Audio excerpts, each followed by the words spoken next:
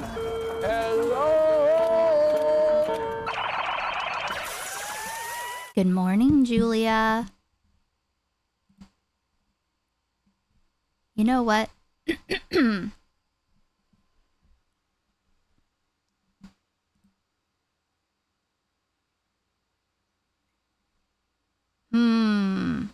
Oops. I'm trying to figure out what I want to do with all of this. What do I want to do with all of this?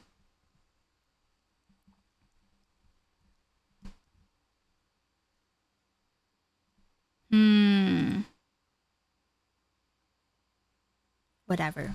This is what we're sticking with. Hello, hello. Let me say hello. Hey, Commodore, Dandelion, Decoy, Rick, Jessa, Ziggy, Dandelion, Matthew, Simon, Gray, Mike, Free Pie. Thanks a million. I'm excited. Ooh. Psych honors. That's the best.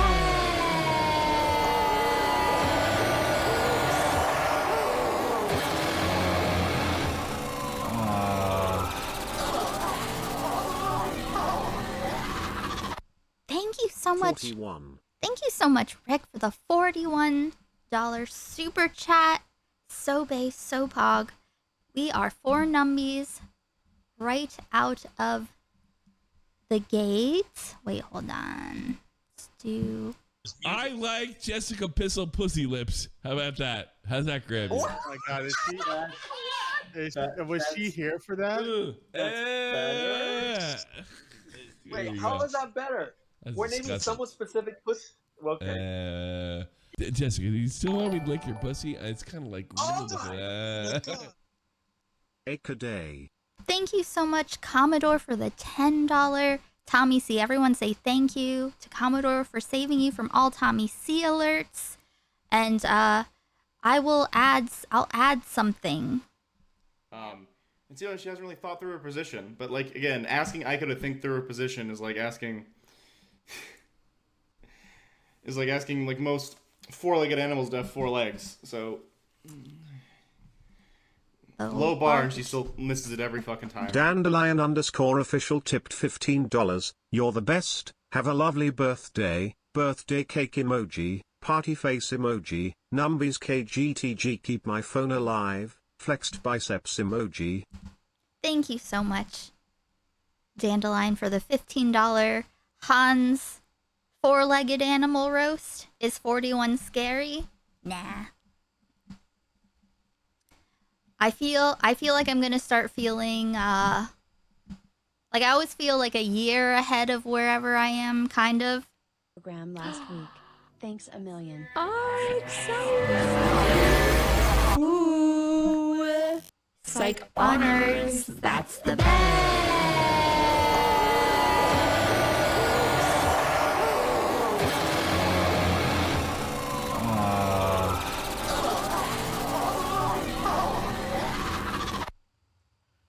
Herb emoji. Cigarette emoji. Cat emoji.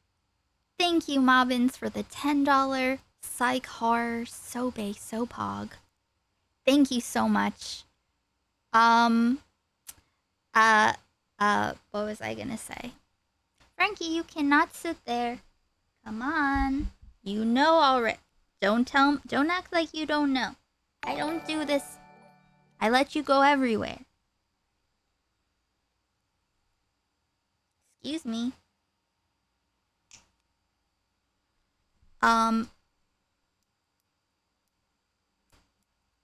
Wait, hold on. Let me get her off. Please go. Please. Please. Please. Come on. You just can't stay there. I don't want to push you. You're doubling down. She's just doubling down. I'm sorry.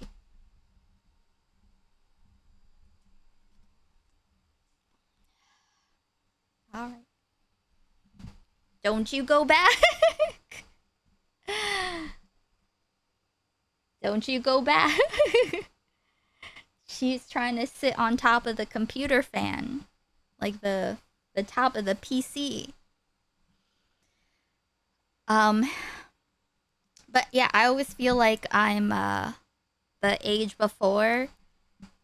So I felt like I was 40 when I was 39, and I think I felt like I was 40 this whole time, but now I feel like I don't feel like I'm 41, I'm moving towards 42. Maybe it's just 41 isn't like a fun number. Oh yeah, I enabled the jewel thing. Thank you, Dandelion, for the 30 jewels. I don't really know what that means, but I'm sure it's awesome. I watched, hey Joe, I watched that EDP documentary the other day, sheesh, but it was pretty decent. I didn't actually see it, I saw for a moment when Queeman was at the end of it, he was not happy, and it seemed like everyone was like, why is this video trying to make him look cool?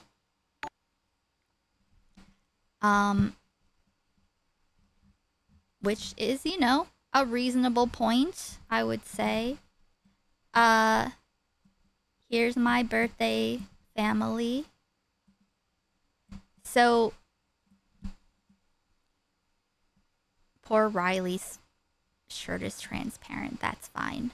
They are unrelated to the family and the Duckbringer thumbnail. Excuse me, Frankie. Now she's on the table. Hey, Lily. Ooh. Oh my goodness.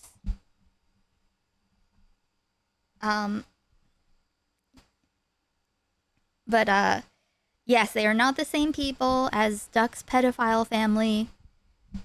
White people just all look the same. Thank you, Dandelion, for the 500 jewels. What are jewels? I don't know what jewels equate to, but I'll figure it out. Once I'll start adding it to goals once I start figuring it out. Is that Mark Zuckerberg? Once again, it's just white people all look the same. And they've all thoroughly disavowed Duckbringer and her prolific pedophile family. Like, I don't know if you guys have this experience, but I have pedophiles in my family. Like, I have pedophiles that I have to fucking break bread with every now and then. They were pedophiles in the past, right? True, Offending Ziggy. pedophiles. In my family. We all have to kind of deal with people who have an attraction to children, who have unhealthy attraction. Okay. I said I would add things. One thing that I added was...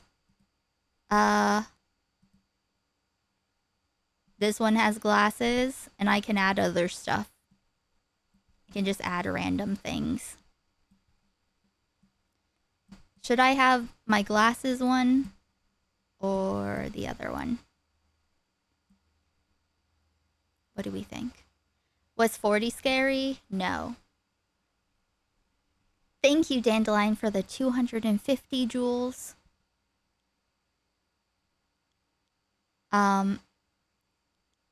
So, that is Rezi's ex-girlfriend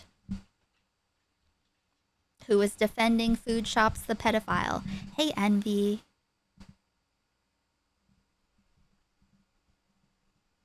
Let's see, I'll add a guest to my family.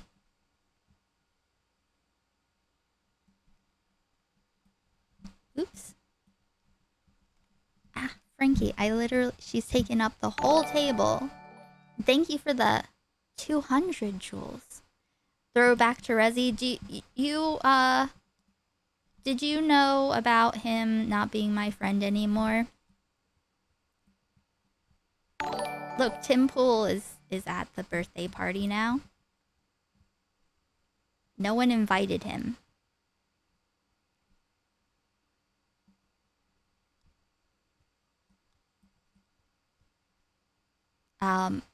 So yeah, no one invited Tim Pool, but he's here anyway. Who else? Okay, Mobbins, Dandelion, Rick. Let's see. Pick one for.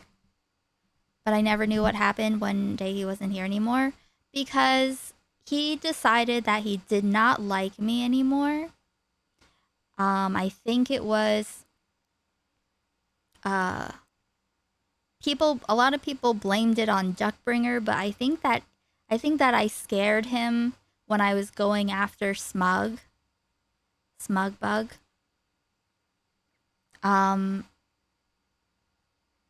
Different things that he said, the way that he moved, I don't know. I feel like people told him stuff about, I feel like people who are also, I don't know. Sometimes people have problems with my problem with lying, my hardline stance on lying.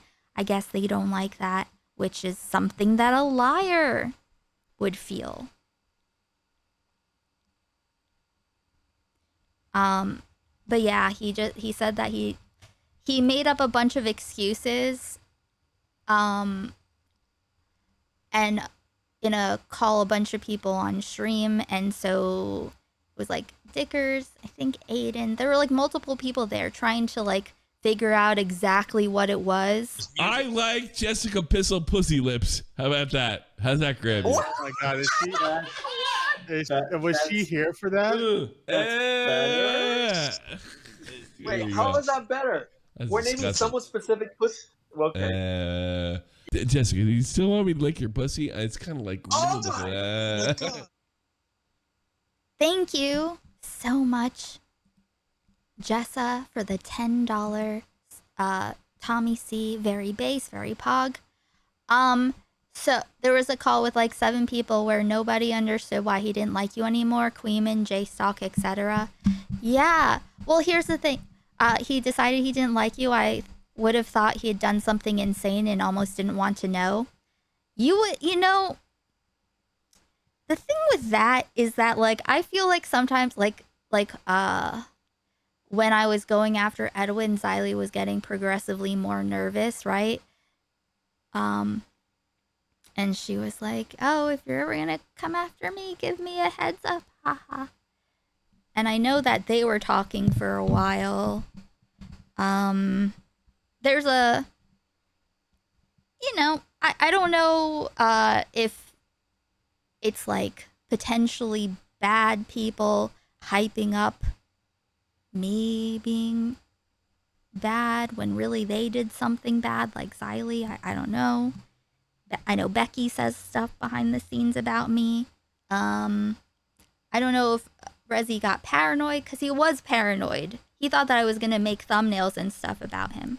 So he pretended to still want to be my friend for a while. It's pretty complicated. But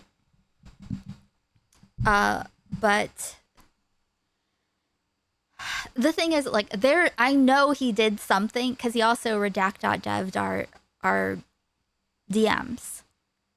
So really, okay, so put it together. I go after someone lies to me, and I find them, I follow them, and I nail them to a fucking wall, right? I have a hard line. I demonstrate, like, me as a person, because I am susceptible and have a history of people manipulating me.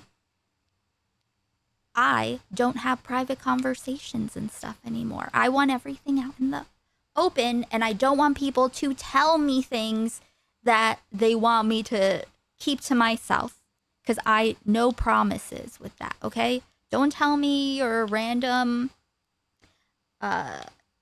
gossip, secrets, whatever about a person. I don't want to know.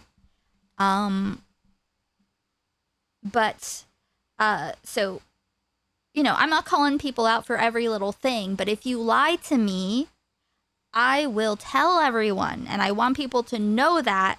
I want people to be aware of the consequences and that it's a reflex. I don't want people to question, will she tell anybody about this? Will this work out? I want no one to even fucking try.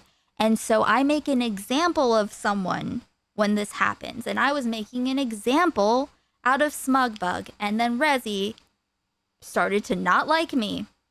Rezi started to say that I was, that I me covering Chud Logic had a flavor of transphobia, despite not watching a single of my streams about him. There weren't even that many. And, you know, he just started like side snarking me, and I didn't even realize it. But since I'm oblivious and I don't really realize it, it got to the point where I was like trying to figure out what the fuck's going on. Everyone's trying to figure it out, and he's making these different excuses. Tell me what the excuses were.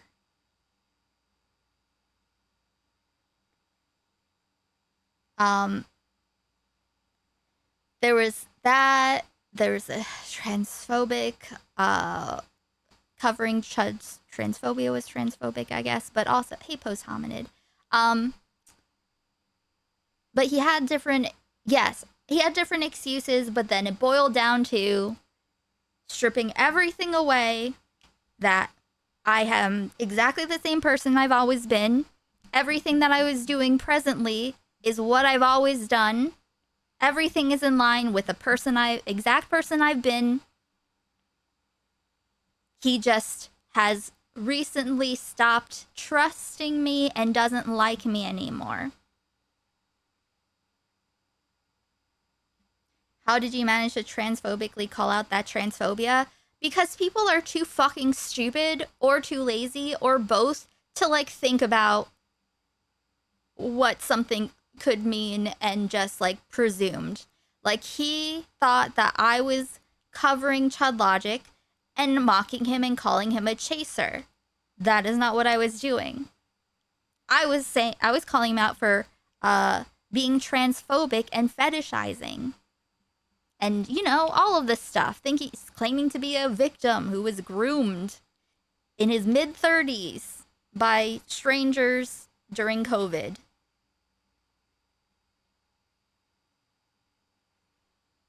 And he had said some weird, vague things like the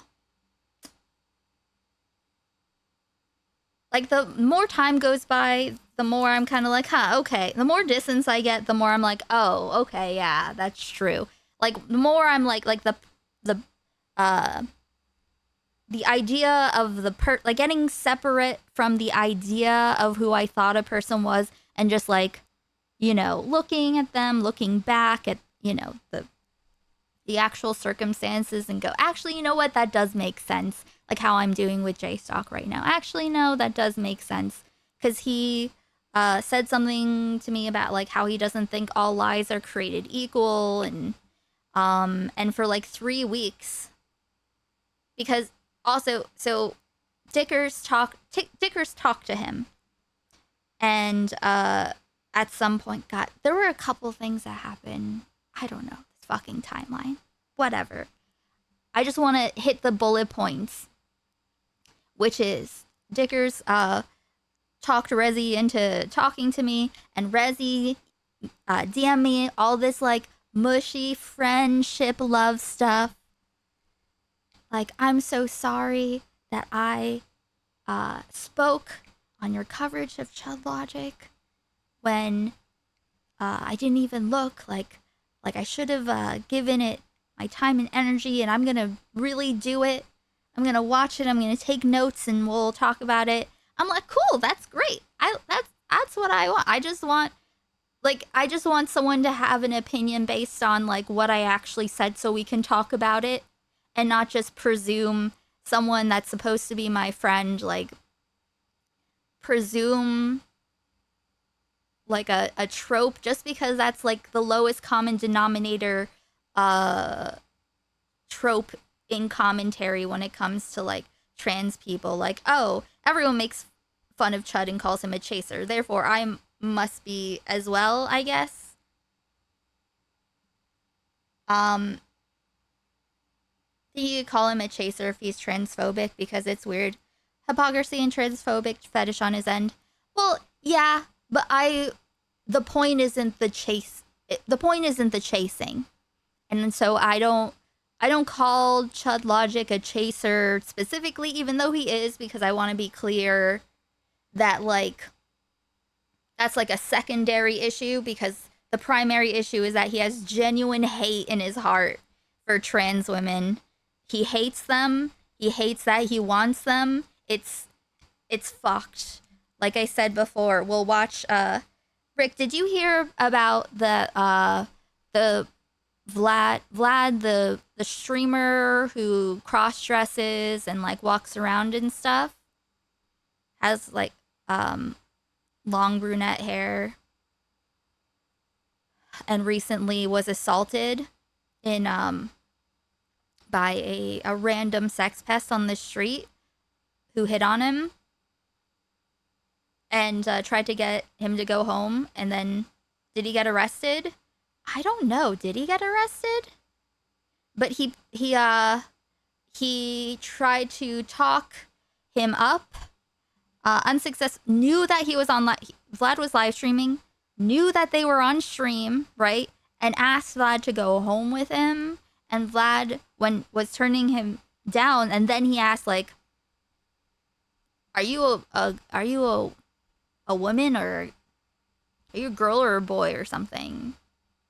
And when Vlad asked, like, said, like, you tell me, then he punched him. He punched Vlad in the jaw. Oh, he did get assault charges. Good.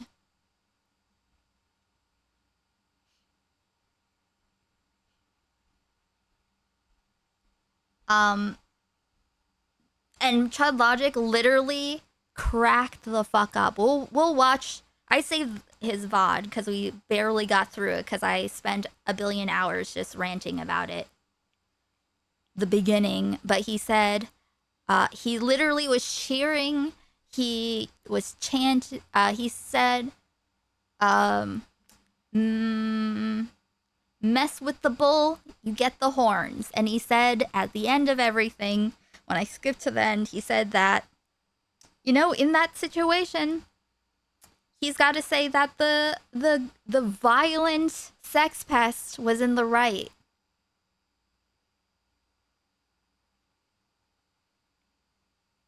Like, it was like just straight up, he said that he was in the right, and that this is a completely understandable reaction. And it's like, okay, you see, like, Chud was really like the sex pest freak that punched this, like right after jaw surgery. Vlad had just gotten like jaw surgery, face feminization, and just, yeah. But so Chud was talking about how this is like a really big issue, that like it really, you know, like just going out and messing with men, which I don't think that's what Vlad does at all. But saying that, like, basically they need to wear, like, if you pass too much as a cross-dresser, you need to, like, wear a sign. Like, talking about how, like, how, you know, it hits so close to home, and I don't know, it was so fucking deranged. And it's like, we need to, okay, I have to be careful. The karmic wheel of rape will turn for him too, okay? This is the thing. I had to cut the last 20 minutes of that VOD.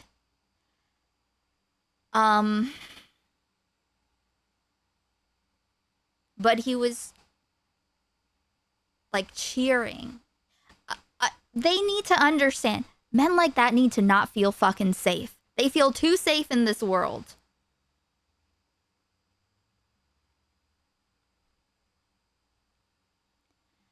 I saw you talking about that. Yes. Oh, were you watching then?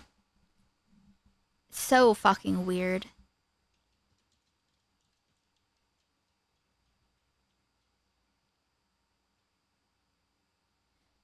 Men like that run the world. Yes. And that's why they have to force it. They have to literally assault us all with that. They have to like a fucking skunk, spray all over the place so that you don't realize that they're only there because they got there first and they've been like they've been hogging the seat, okay? And if all things were equal, no one would give a fuck about Chud Logic. Chud Logic would be like Destiny pre-success. You know? Just miserable.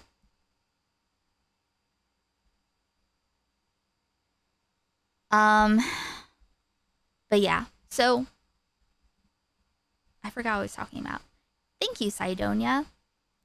Why were we I forgot why I even went off into Chud Logic. There was something else. What was I talking about before Chud Logic? Oh, Resi. Did he ever face reveal? Yes. Oh, and he is, yeah. He face revealed and revealed many other things. What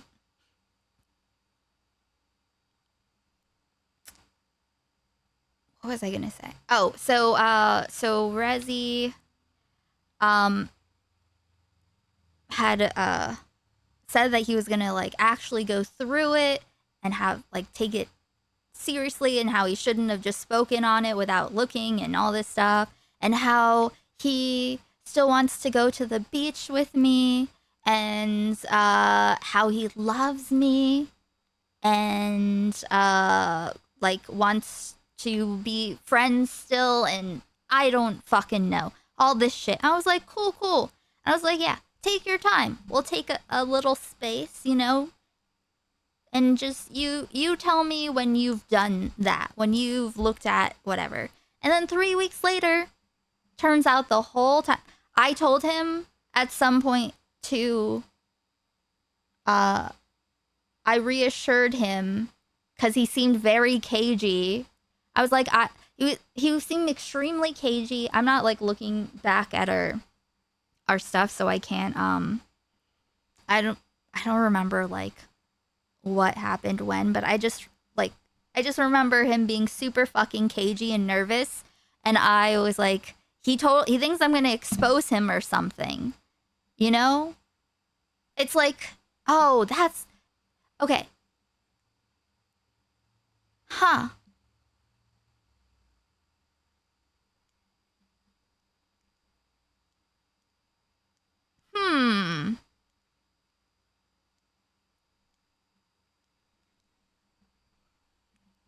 I think maybe because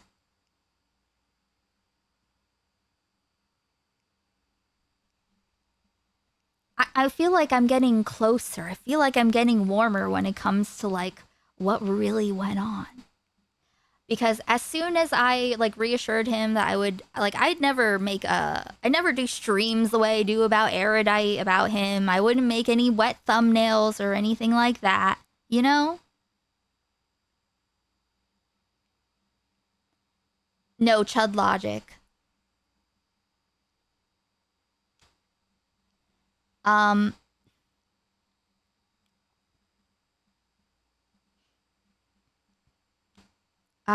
What was I saying?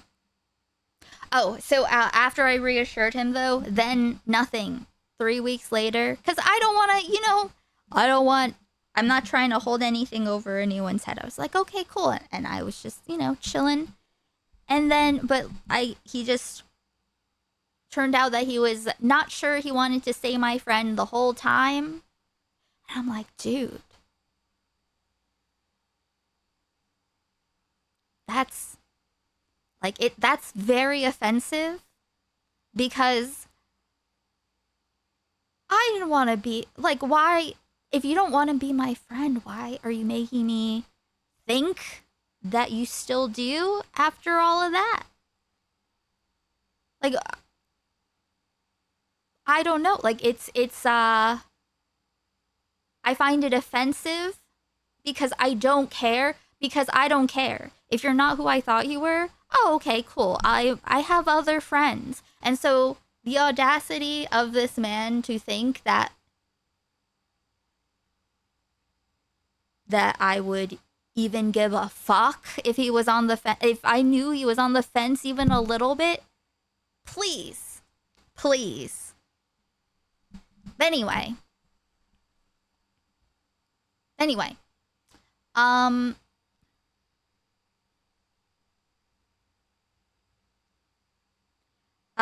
But yeah, so he nuked all of our DMs pretty fast. So I guess here we are today on my 41st birthday, reflecting, letting this edible hit.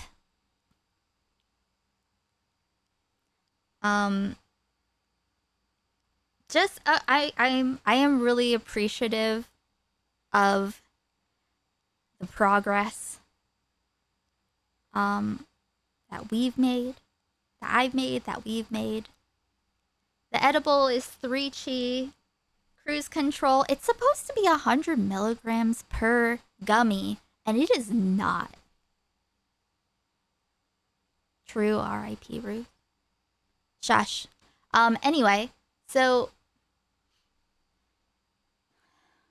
I guess, because when, you know, I am susceptible to being manipulated in my life, right? So I have hard boundaries when it comes to these very specific red flags and people revealing like what was behind that red flag, right? So I have, if someone, it's not that everyone should reject someone, but if you do something to me, I don't have to figure out what the deal is. I can just leave, walk away, can try again some other time with somebody else. Like, I swear, I feel like these gummies themselves are like maybe 50. I don't know. Maybe less. Thank you, Ziggy.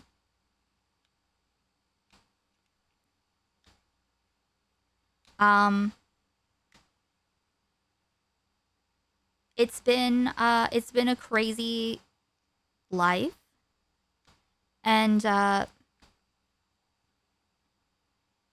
so I wanted to reflect a bit, but also I thought it was probably a good time for me to, for the first time, read one of my great-grandfather's short stories, Juza Unno. His most renowned work, I believe, 18 O'Clock Music Bath. I've never read anything by him before. I just haven't. But there's a English translation that my mom said was like, did she say anything? I can't remember if she even read it yet. Actually, I can't remember what she said. But I will be reading that with you a little bit later. So, spread the word. Juza Unno was considered the father of Japanese science fiction.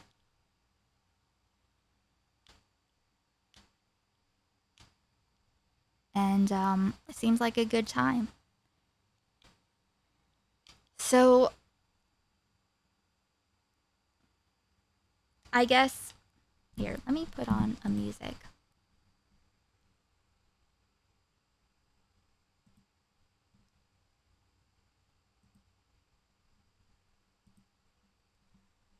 Thank you, vodka.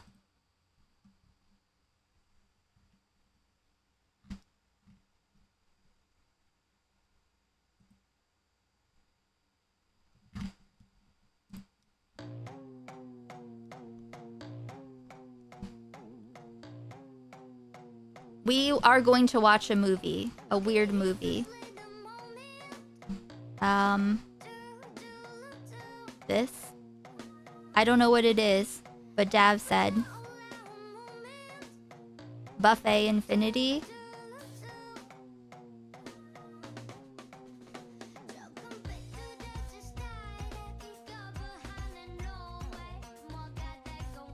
Yeah, we'll read it in a little bit after people have time to join and so on. And then after that, we'll watch should we watch a Buffet Infinity trailer? Because Dav recommended it and loved it, and so maybe we should just not even. Maybe we should just go in blind, dry, and raw. What do you think about that?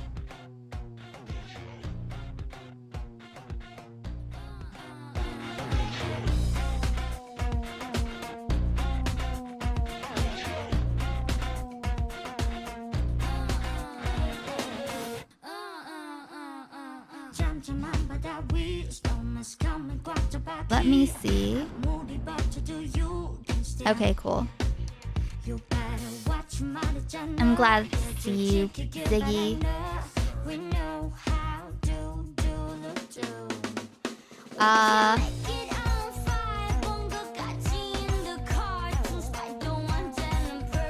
Aside from that, I guess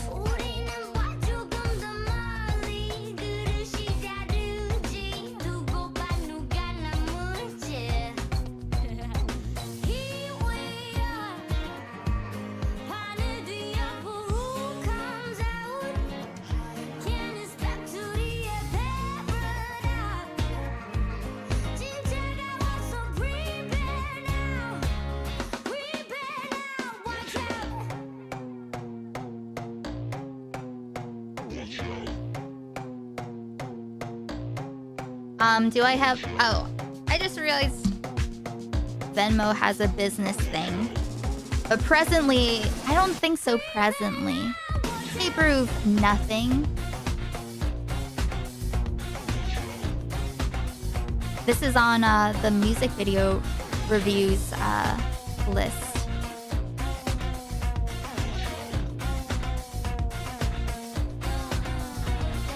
But I have to set up a business profile, I think.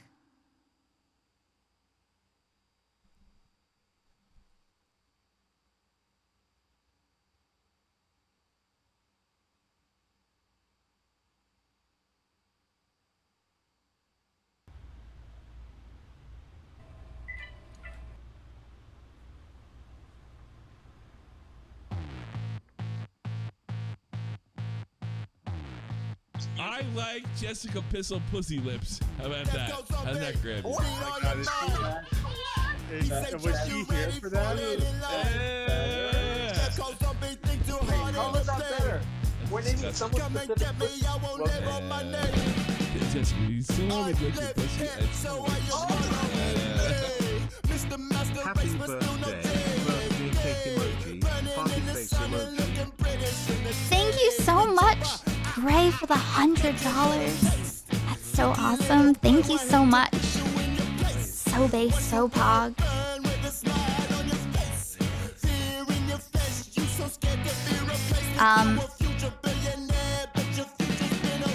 We'll do numbies right before it's reading time. What do we think?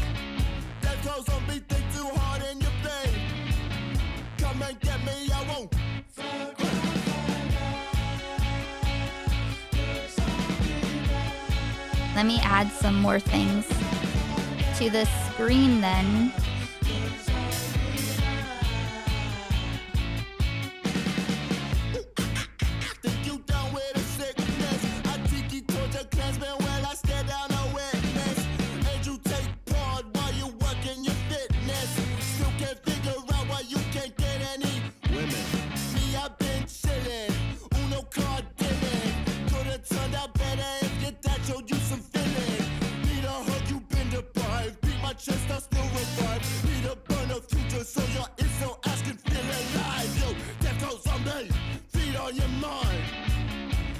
Jump, you ready for the end line? That goes on, be think too hard and you play. Come and get me out. Rome is burning? Okay, let me, remind me. Yeah, Genesis is very cool.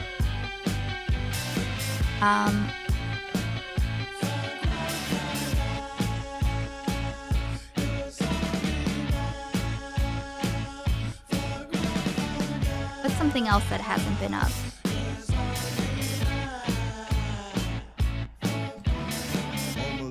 Too, of course I'm seeing the Tory. Leave me orange, man, let me enjoy my Macaulay. That hobo look like Jesus, but you spit on his wit. You treat your Bible like a weapon, you ain't reading that shit. Can't believe we let the whole world get turned by hate, kill, look at motherfuckers. Mommies on the block till the red corn suffers. Trade the white sheets for the blue life colors. Moved in the land, been shuttered. Pinstripe fruitless udders. Wind still sings my letters. Open the heart, still udders, still free Palestine. My blood about that, you don't catch me stutter. Dead goes zombie. Zombie, you stupid motherfucker, you I'll link the official playlist.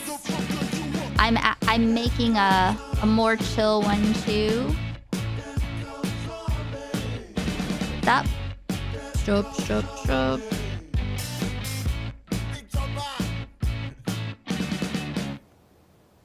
Here, for examples. There are no left and right, just up and down. 226 videos that I liked enough to add. Ooh. Oh dear.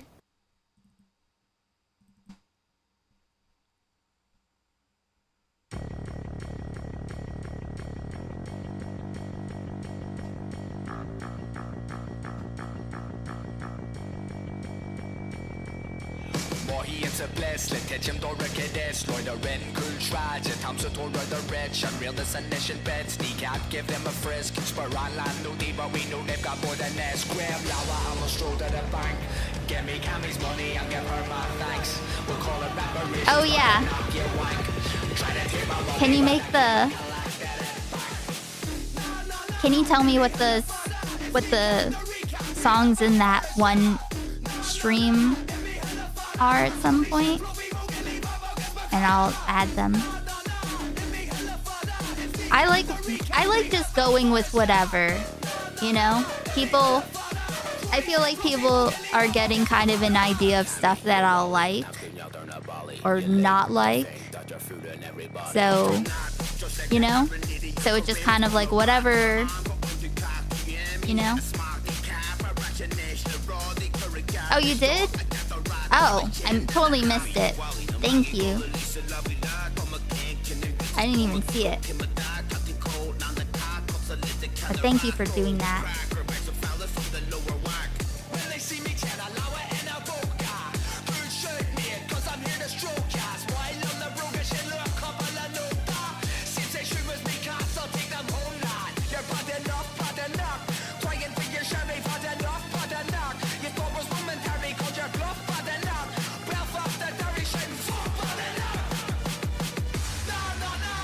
Everyone, please like the stream. Thank you, Gray.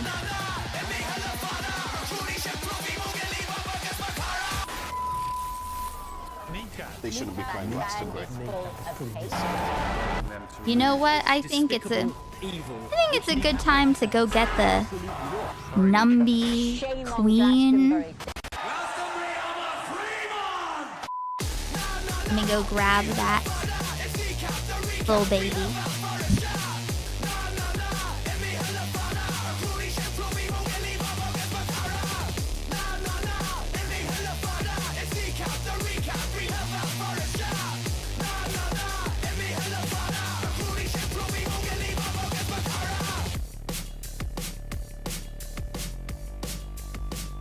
Good effort, Cammy. Our lines in the elections and onwards and upwards. Free Palestine.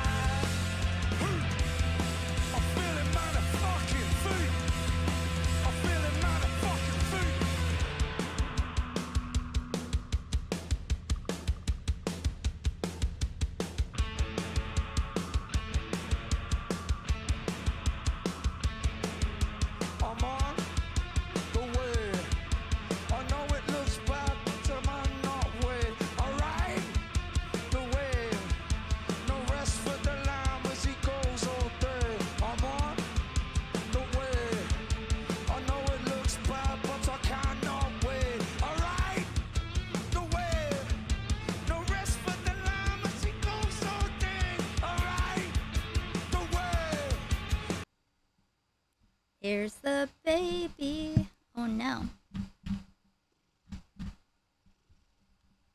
I don't know where the featured chat is coming from, but whatever.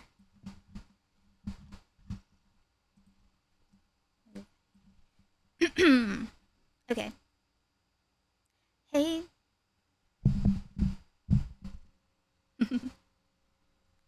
Hey, tipster.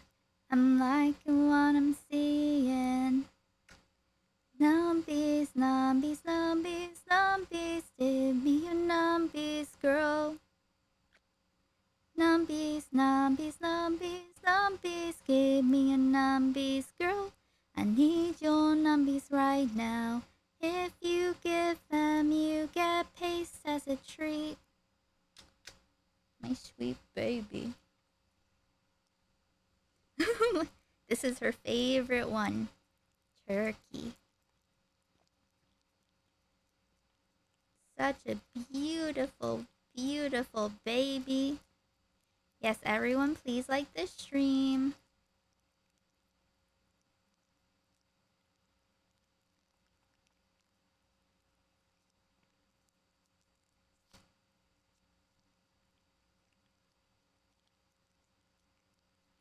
Little baby. You can hear so much when I talk. Little pace monster. Yes, yes.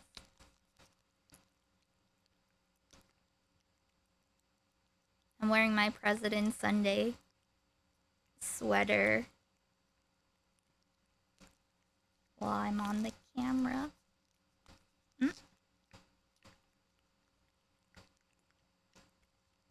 What a baby.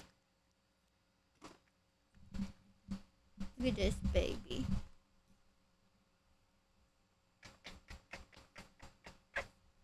Thank you. Thank you. It's always Frankie's day. Oop. You want to stay here? Or you want to go somewhere else?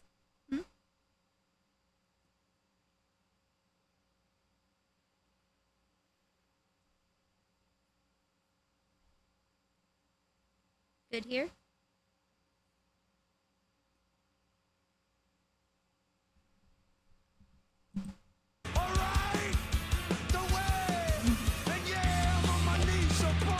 Thank you.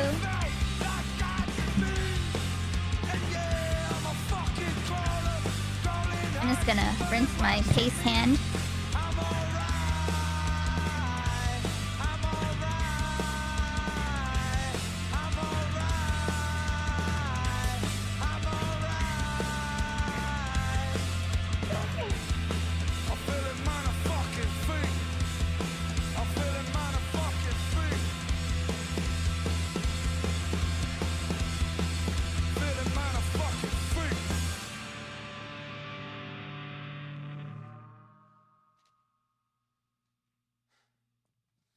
Thank you very much.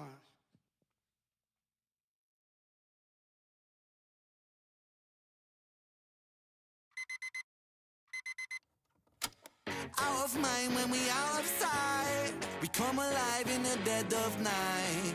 Bloody stick in his eye for actually mate, just fuck this. I can't really be bothered, man. Fuck that. Fuck it. Yeah.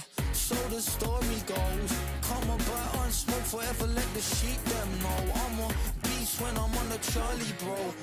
Fuck forever, it's the cold. You think you're so fucking clever. Like start down chewing gum, you know I go hell forever. I'm on track to be the best one ever. Fuck a label, man, we're killing it, we're doing it better. Okay. Frankie, you can't. Baby. So the story goes. I'll be living life in a haze, bro. The city like clothes. Baby. Thank you. Rick has met Frankie. But yeah, Frankie lets me rub her tummy for hours. Right, baby? And when she's my cuddle baby. We're killing it, we're doing it better. Yes, you've misgendered Frankie. She's very understanding though. Frankie is not terribly attached to gender identity. You know.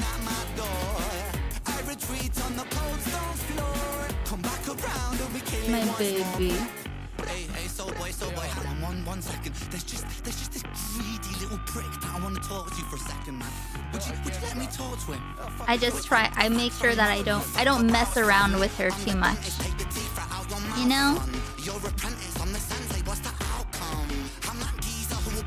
She doesn't really like me touching her numbies too much. Yeah, she is boy gender. Don't you do it. No, baby. She keeps trying to go back on the computer like I'll not notice. Okay, you know what? Let me set up my...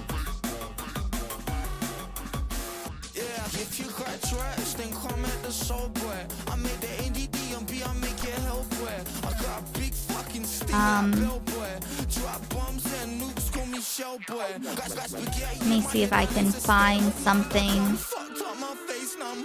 Maybe I can adjust my background a little bit, or...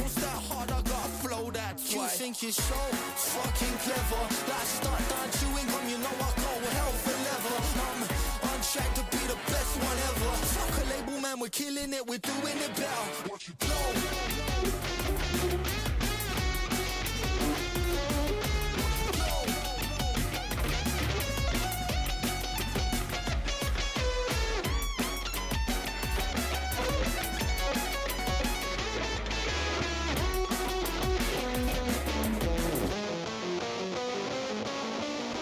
Out of mind when we out of sight. We come alive in the dead of night. Blood is thick and it's eye for eye. Angels sleep where the devils lie. Devils weep when the angels soar. Morning light knocking at my door. I retreat on the cold stone floor. Come back around and we kill it once more.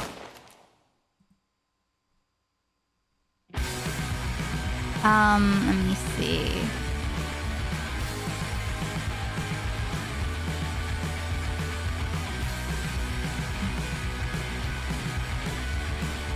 See you later, Ziggy. I'll see you soon. I'm gonna set up a little situation for get into a different vibe.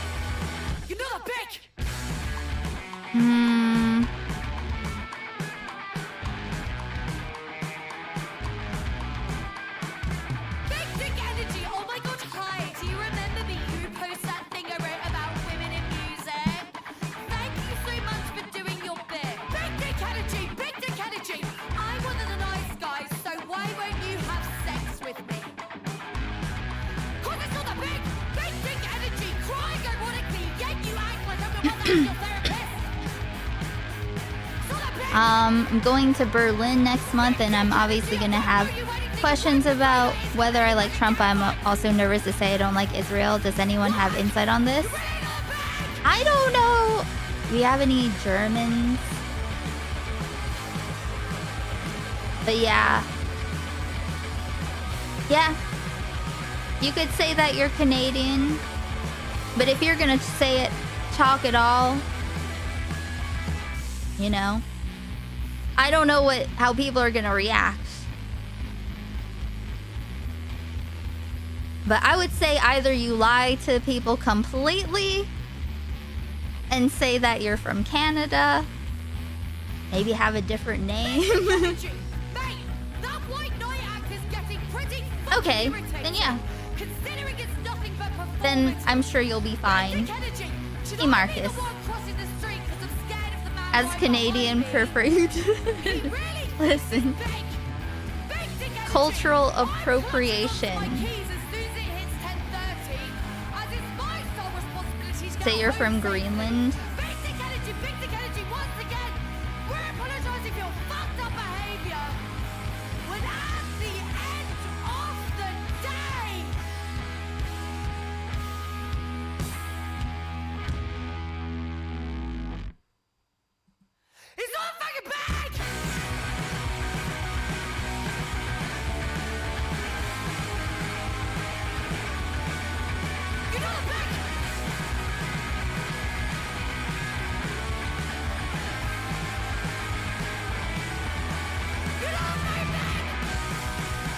My OBS is getting a little sketchy, so I'm changing. Ignore the part about the adding to the party, okay? The party is full. Sorry, Tim. You have to go fuck yourself now. Go fuck yourself now.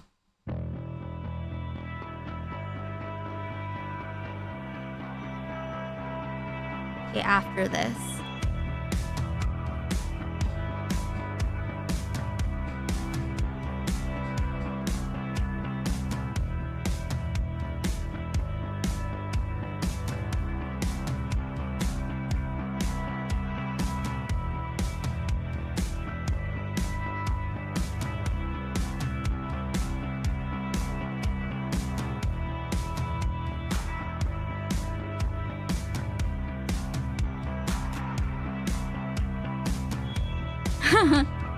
Timple already got kicked out. Harsh but fair. It is true.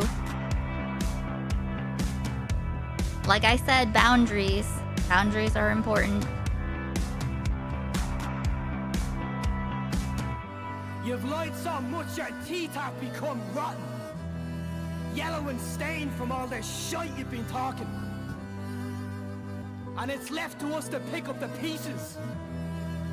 With smiles on our faces. Say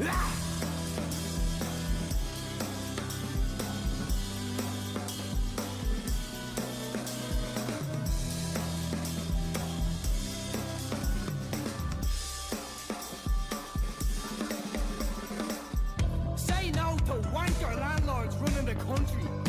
Say no to paying someone else's mortgage your whole life. Say no to living in a tent and being happy with it. Say no to having to pay yourself in the debt to keep on top of your mental health and stability.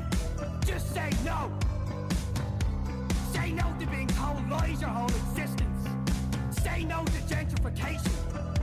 Say fuck off to 5 days a week.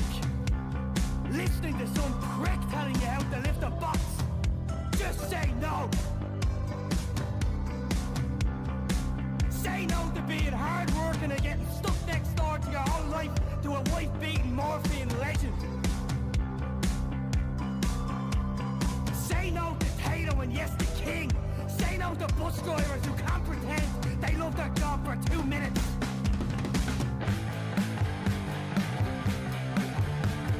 And if it was up to me,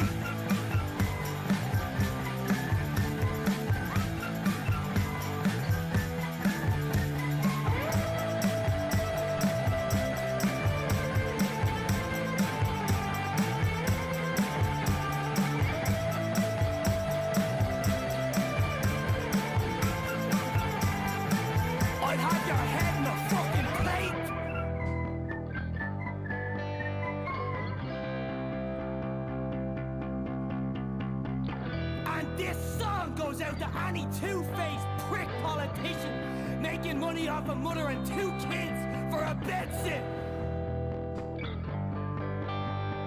Your day will fucking come, but I'm here to tell you. You've abandoned the last shed of decency you had left in you. You fucked us. And I'm supposed to be quiet. Proving to have a head like Gemma O'Doherty with no brain cells to rub together. Well, what's the Zionist gonna do to you on the street? This country's fucked. And it's us picking up the pieces for you. Yet again, it's us picking up the pieces. That's true. Better that than to come across like a Zionist. That's a great point. Fucking figure out what to do. I get panic attacks daily because of your fuck-ups. And I'm supposed to smile. Fuck you. And take this song with you. And I've opened enough fortune cookies to know my wish isn't coming true. I hope you're happy with your salaries and your raises. That is true. Zionists are cowards. All the heads in the doll. Every single one of you is looking down on us. I just hope you're happy. And I hope you hear this fucking song and realize the next one's gonna name every single one of you.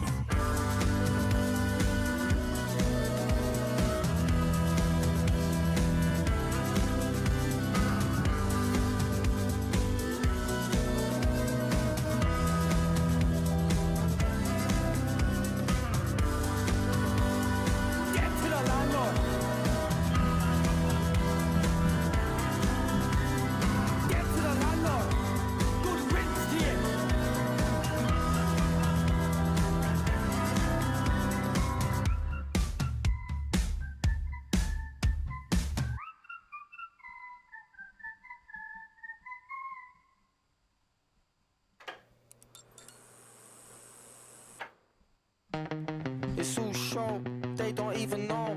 I was really out here on London City Go. I was in the trenches, running from the cold. I was in the trenches, mixing up the night 6 in the morning.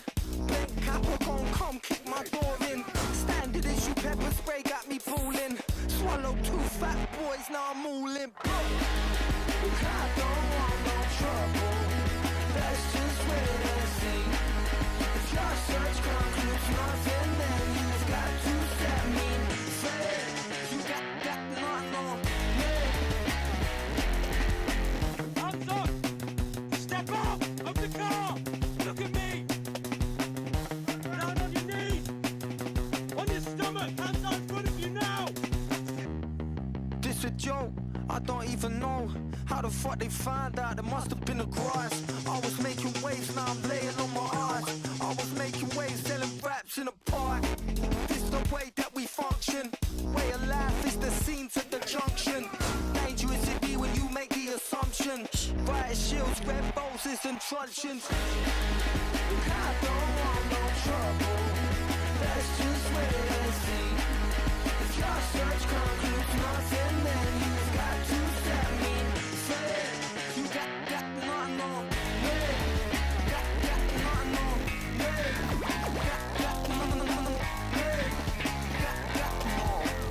I think you may have a too bad shape. With me, it's a full-time job. Now behave yourself. Running down the alley, melodrama. Got a pink handle gun and a Jeffrey Dahmer. Fire quicker than a bullet from a gun. My sentence is doubling every step that I run. I hear that. Woo-hoo, okay. All the bangs, then play.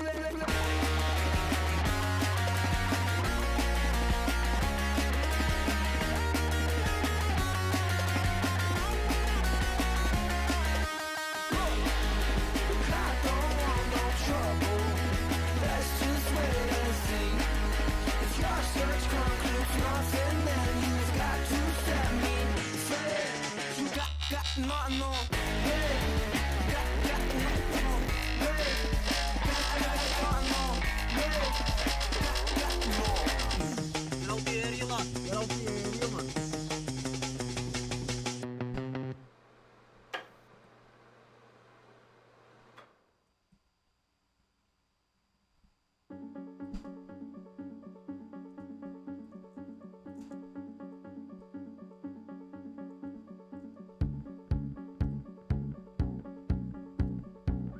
I'm trying to figure out how to stretch this. Fuck. Whatever.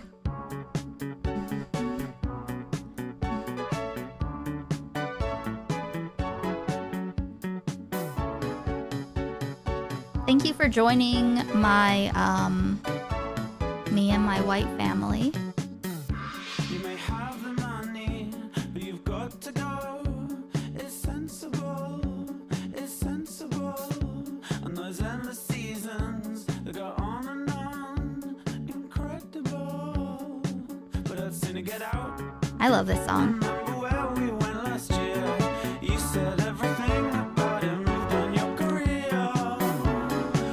If you want to go, I'll take you back one day. 'Cause this isn't Paris, and this isn't London, and it's not Berlin, and it's not Hong Kong, not Tokyo. If you want to go, I'll take you back one day. It feels so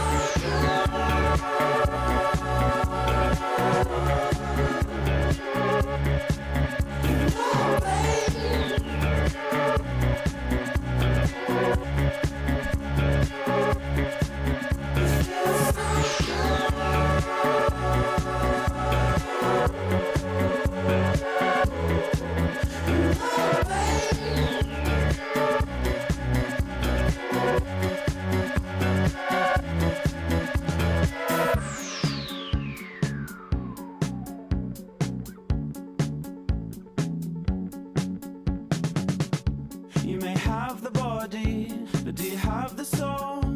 Let's make this happen. Let's make this happen. And those endless beaches that go on and on, it's magical.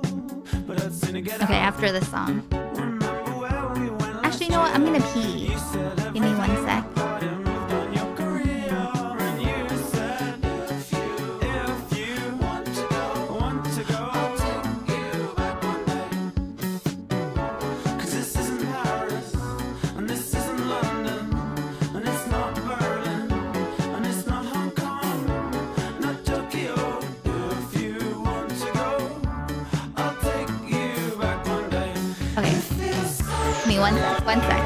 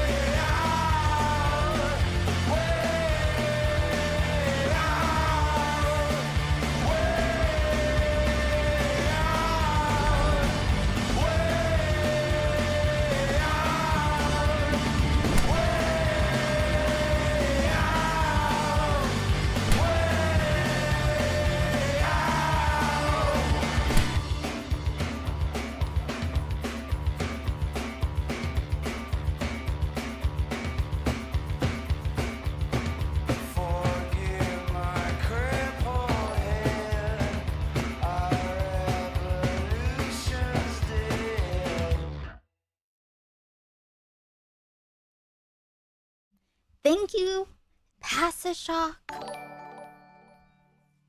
for the 5 gifted memberships. So base and so very pog. Thank you, thank you. Awesome. Let's see. Move this a little. So I was gonna. Hey, vowel movement. Yes, yes, it is. Trying to think. I should have like something in the background for this, right?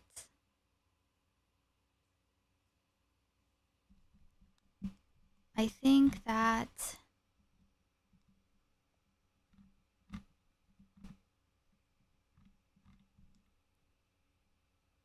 Let me see if I can pause this.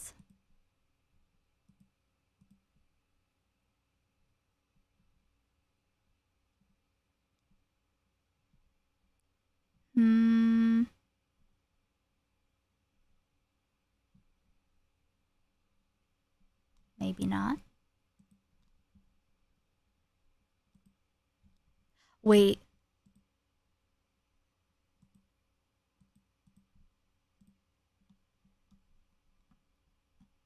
Wait.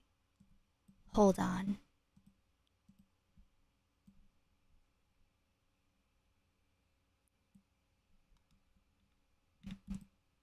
Oh.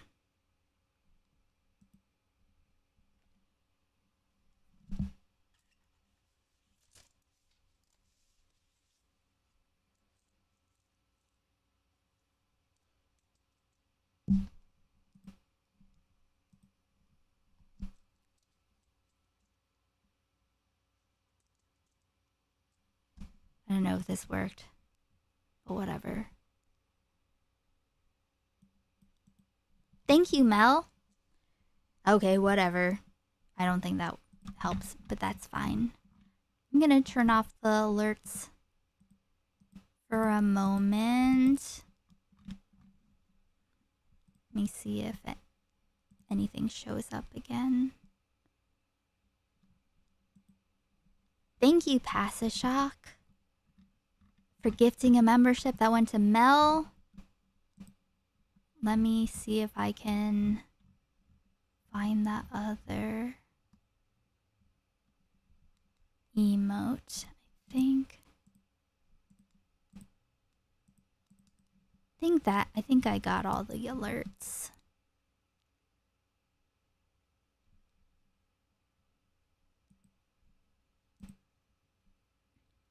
You're my latest chosen. I love it. Thank you so much.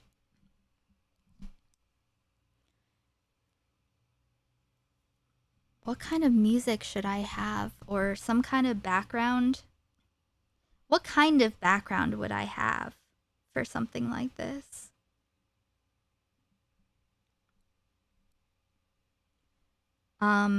This is the last book in... Wait, hold on. You know what I could do? I could do some things. Actually, hold on.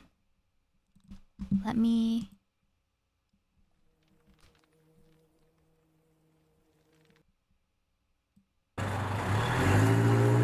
Kanjamas. Tons of armor. Of these fake provies, shit, I told ye, not be a go hard for. It's not be a show hard, could you hear and fucking or. Look, ni got a vapor, a store. It's not like making a few quid was hard before. Well, after Shin Fear, I turn the concho, gone heal. Mercury was Jerry in a fucking seal. Social there. If you don't know, I'm not telling you, mucker. I read in my car, I got you in fucking plan. I'm fucking choking out this time with the rehab, I can stand. Muggers River, what big, I learn you land, yeah, fuck that. Then met your buggy between two, yeah. Sure, we're well known for being green, the fella. Just to see the Kiana Chucky plan, like hella. Like Lord Swing, Kian, Ata, or the what, Marta Sham, fucking Wayne, Shenagiri, Coach. What are you looking? Crown for 30. So involved in their work, the cons, I can remove my cut jam and the blunts. Nail whack in my wallet and the funds. Ta seo a géirí casta ach gur a le tá do bhámú sásta na cons ag gur a mú có jam na blonts níl fuaic am a bhála na funds. Something trippy. Hunt armor. Go out in your cunt armor. Get home. Unwind in your cunt jamas. Something trippy like. Old dick, I just lick it and spit. Sean Fitch. Me Ferrari get I eat that shit. Ach fit hit river. August Chirac in the year because hydrated boys can last all day. Collie I'm kicking up a storm. Lima would she go a money veshe churrum. Kiss stop picking chat ultra miss. Yes miss 20 extra for tongue with a kiss. So it's cake Alice. I'll let you slip the fist. Sean Seal Nish kneecap or in hit list Gale Jiggalos. Ik frost to earn the mommy hose. The daddy hose. Maar Tommy Cobalt limit serotonin. But even Sean Dini need to get a boatin'. Dini Jassa when you get to know them. The ruddy Jassa that could be stolen. Nish Nima Akamagu nor a Jeremy Shin. Nakarma Anyam Shees. For your next of kin. The Swagamak got pain the defension. I'll let the cards about my erection. Massive. Na cons. I can remove my cut jam and the blunts. Neil Flack in my wallet and the funds. Ta seo a géirí casta ach gur a le tá do bhámú sásta na cons ag gur a mú mo có jam na blonts níl fuaic in my wallet and the funds. Ta seo a géirí casta I don't know if But you're easting a got rockin' ish in a hoovness. To say and I'm doing it's time to do this. Fuck I'm slanding my pensioner mates. Yo, couple of points of rest, don't forget to close the gates. And me lum hum bulu la Mowgli. And we're two and chumlin of tech people OG. Sweet Creekney and ish amigo. Bucking old people, I'm an opposite pedo. I'm an opposite pedo. Plus more oracles and blowing them kisses. What's happening fellas now? Don't be getting jealous. I'll take you all out for a good fellas. Nish been a chance after drop more Colin. It's DJ Provy, it's a walk on a tandem. And he whips out his handgun. Shin and Jory listen to ramen. Shin and Jory listen to ramen. Mila falls a riff and tandem. You looking yokes cause I have him. You looking yokes cause I have him. The cons, I can remove my cut jam and the blunts. Neil Flack in my wallet and the funds. Ta seo a géirí casta ach gur a le tá do bhámú sásta na cons. I can remove my cut jam and the blunts. Now, Neil Flack in my wallet and the funds. Ta seo a géirí casta how will I even know? How will I even know? Maggie from the Upper Falls, what's happening? Shout out to Dirty Deirdre from Divis. Pass a love and crack, any age, any sex. Riding old folk from any postcode. Cross community.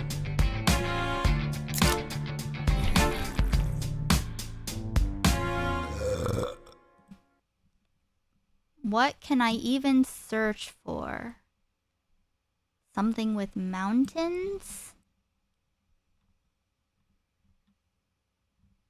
So I'm not really sure what it even is about. Or maybe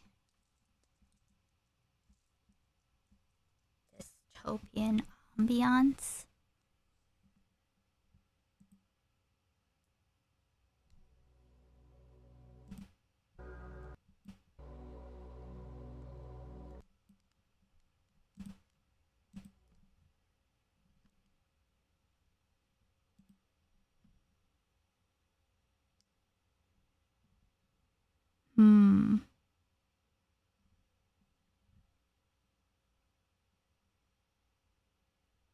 No spoilers, but it gets wild. I don't want to have something that's AI, but or copyright. I can't tell what the fuck is what.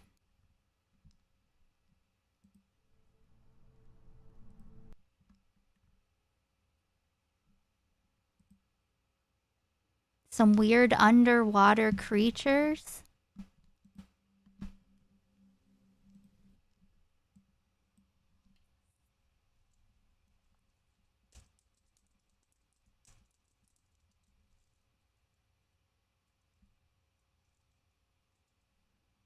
Like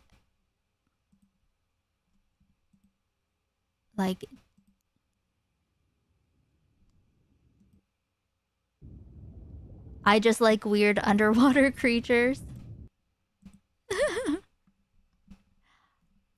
I'm...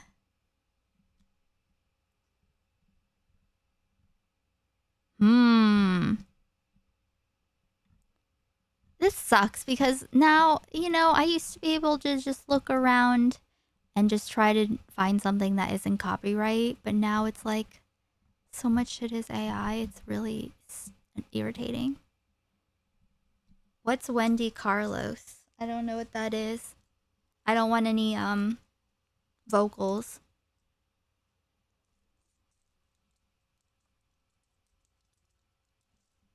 I'll look for sci-fi copyright music.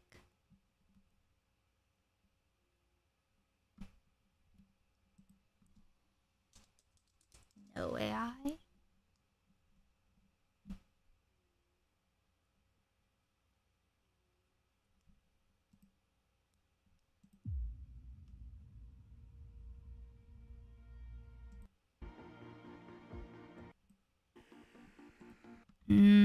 That seems like too much.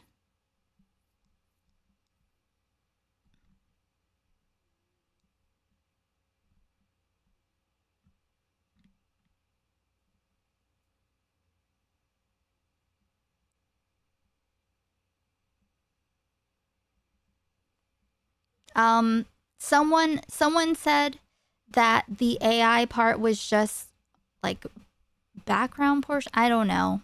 We have to look.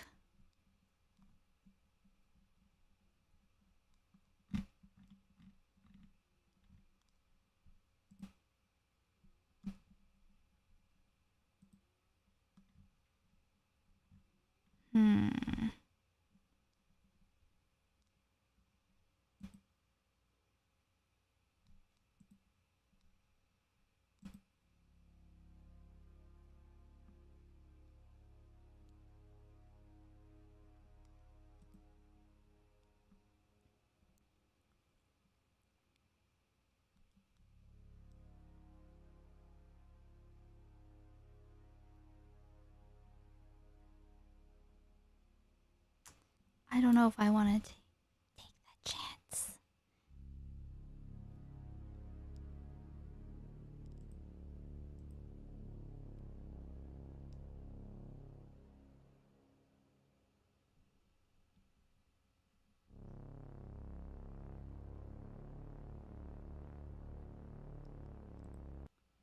Sci-fi movie or game OSTs.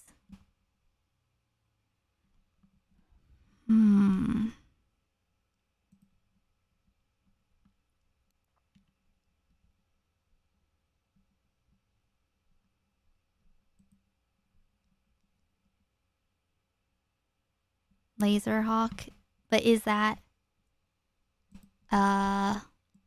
copyright though? Cause that's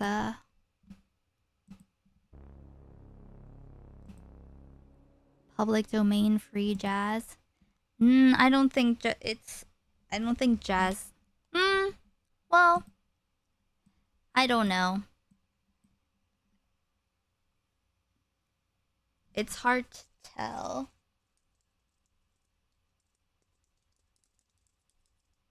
Would that work? Oh no, I'm trying to find background music for me to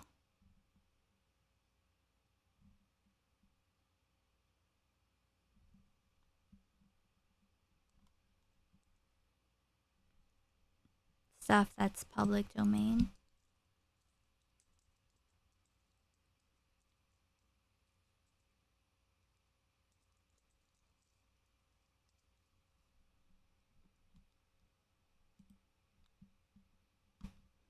Has copyright, like, okay, like anything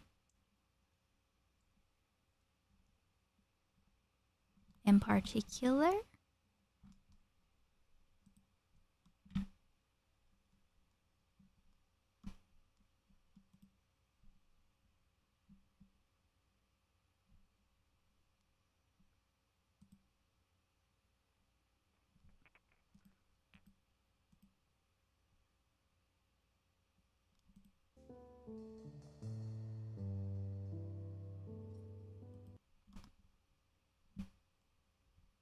You try it? What do you think about this? Pass a shock. Thank you, Radical, for the $10. Okay, good. The alerts are off for now. See, pass a shock for vibe check. You're thinking someone else? I haven't... No, never mind, actually. I don't know what this is. I don't know what anything is.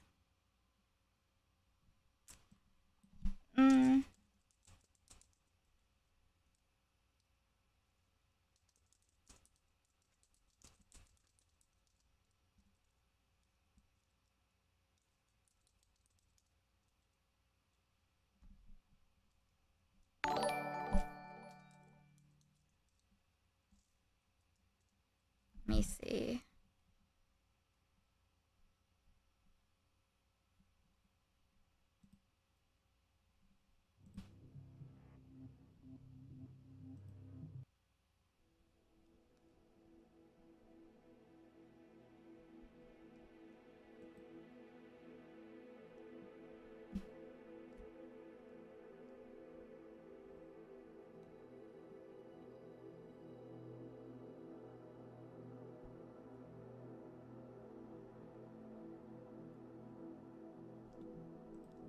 Yeah, it's not free.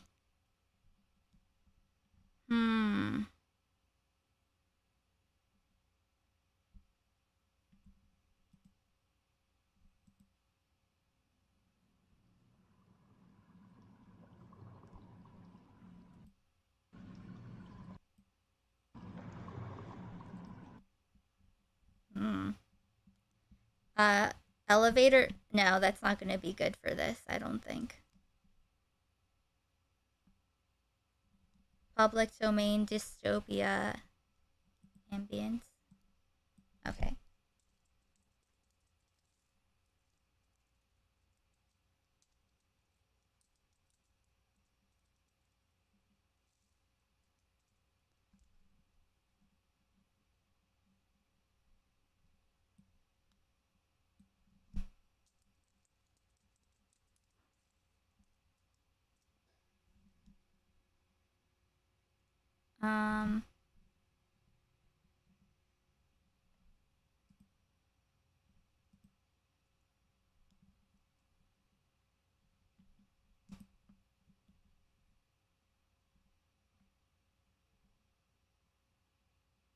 Please do not reuse without permission.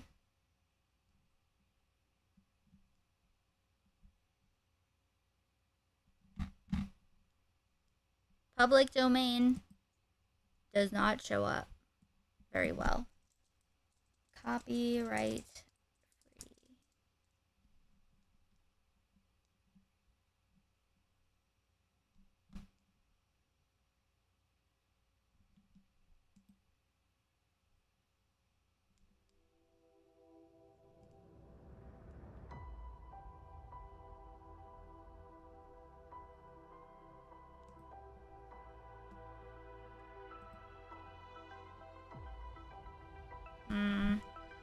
No. Okay, fine. I'm just gonna fucking do without it. Whatever.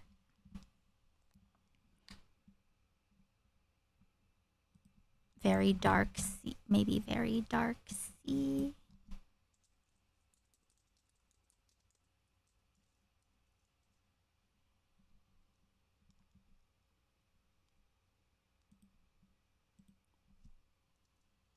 Forbidden planet.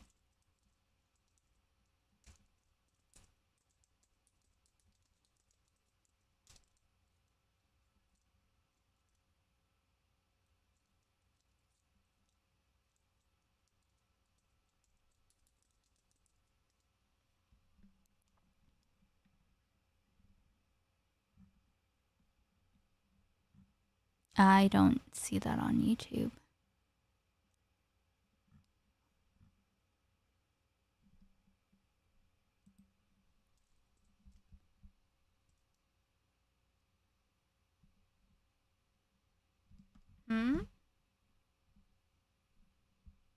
What, the movie?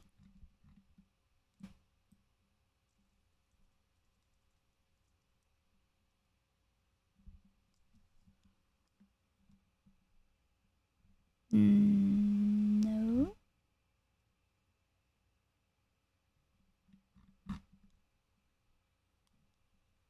Oh, okay.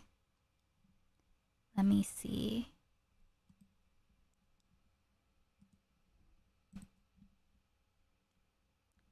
Cunt armor.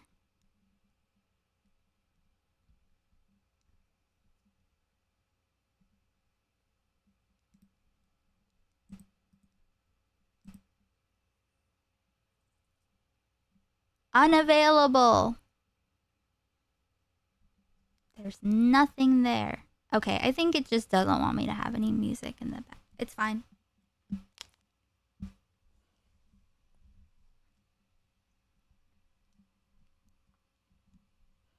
It's just, yeah. It just is evil and it hates me. It's evil and it hates me.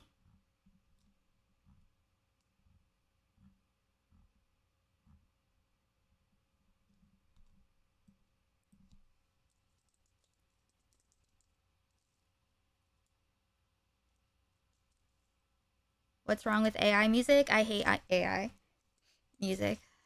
I'm anti-AI music.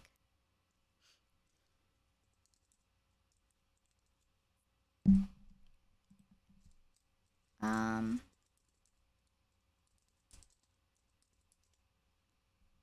me see. Sound or? No, that is as well.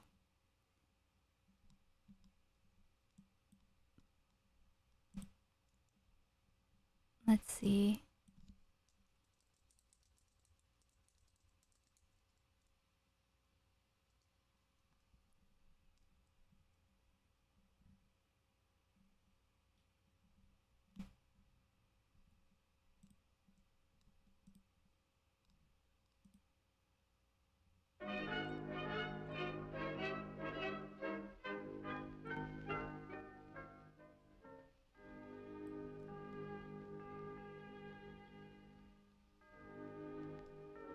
Why is this a wedding song?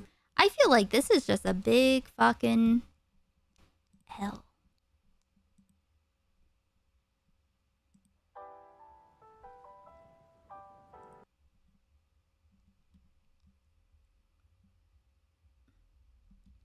Fussy? Like what? Can you give me a...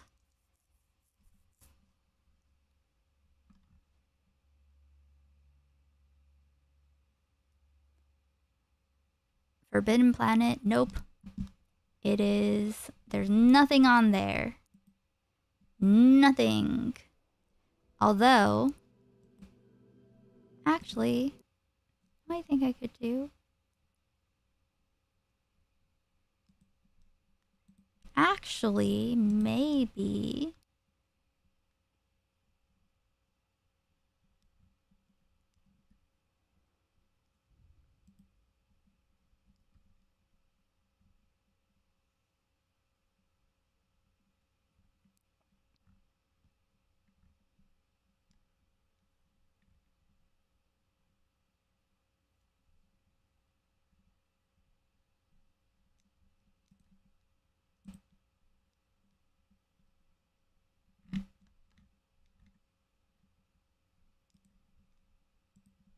Umami?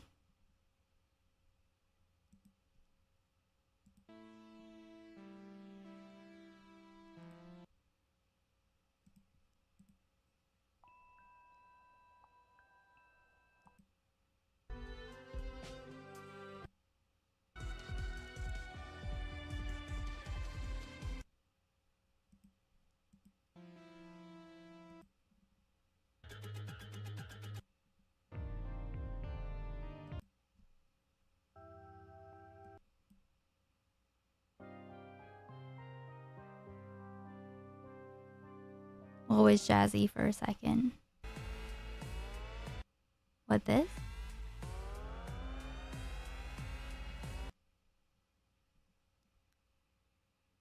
What's what?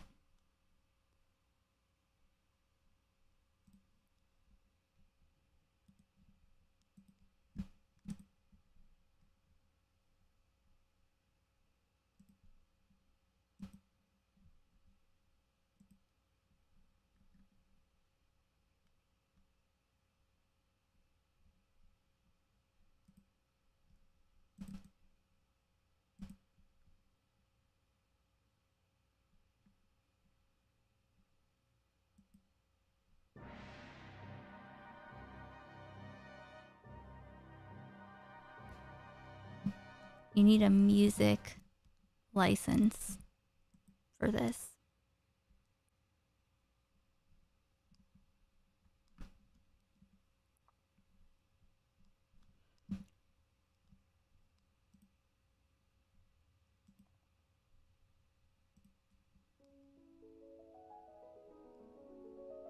How about this?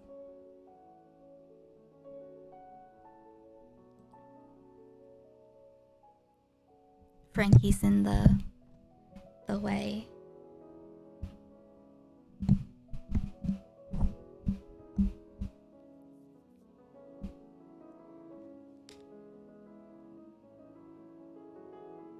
Let me have some more. Is this okay, Pazashock? What do you think? Okay, cool.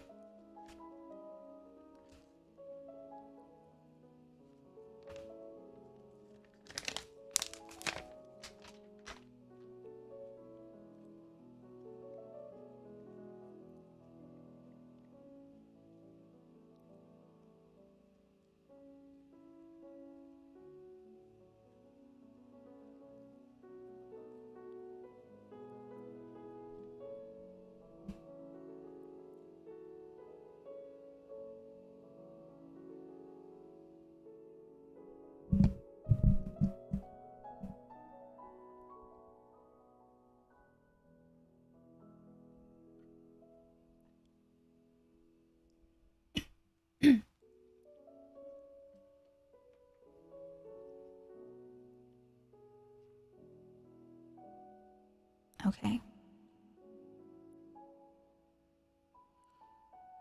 Should I have a voice? Perhaps. And should it have reverb?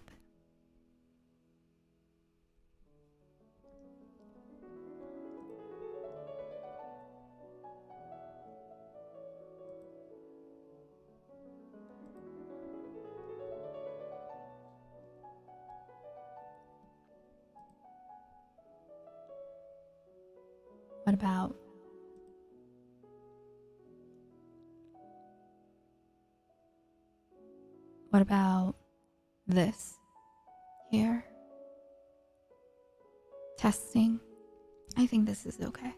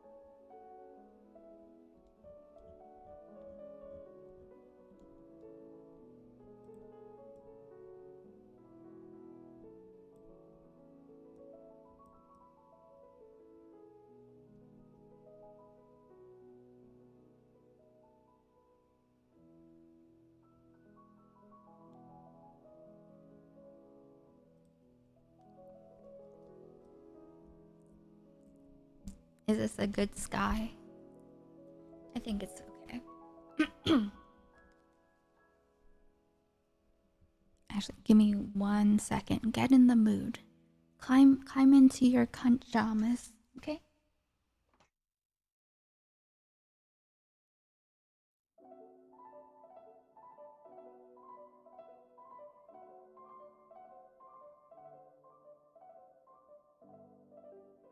Peter, you find one.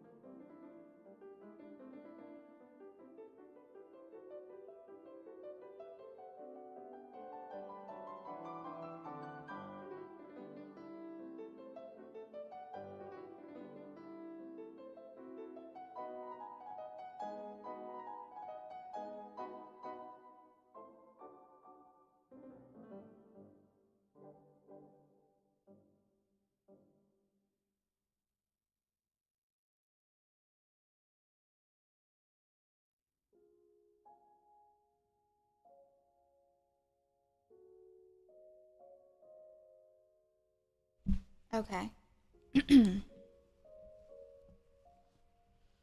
0 or all? No. I swear you're trolling us.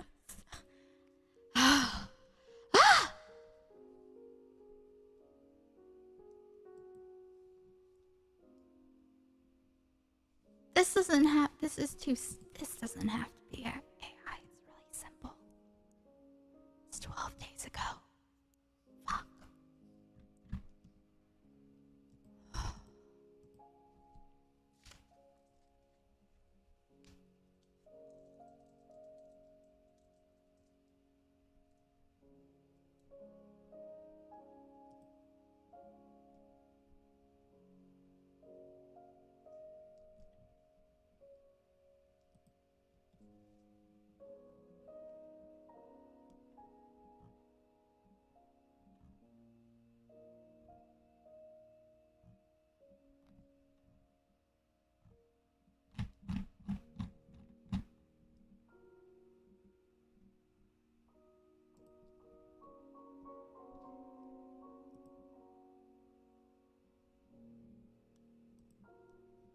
I can't tell.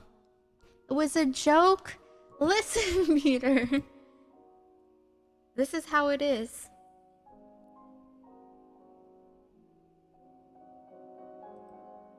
Okay.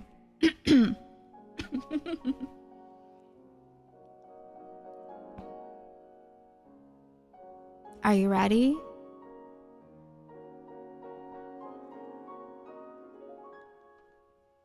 Get plugged up, plugged in. Let me move this.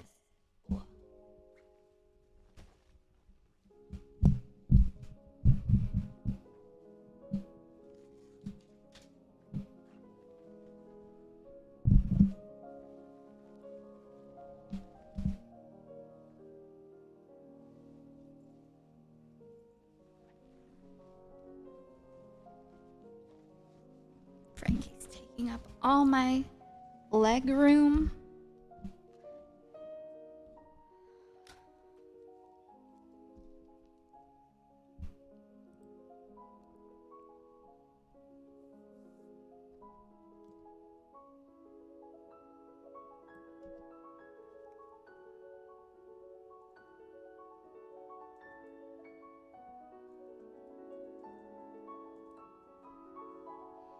All right.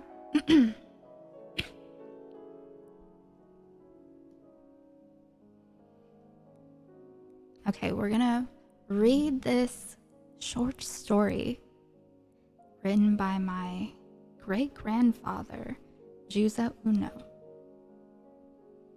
I've never read anything by him before. So on my 41st birthday, here with you, I will read for the first time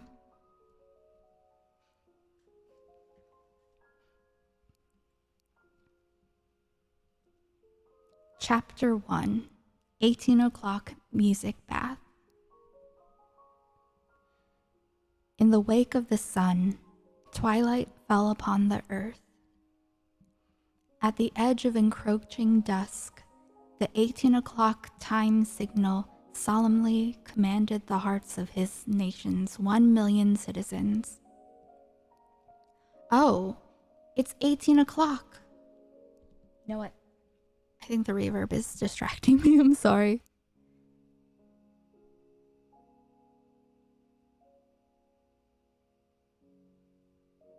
Let's pretend. Okay, that was all practice.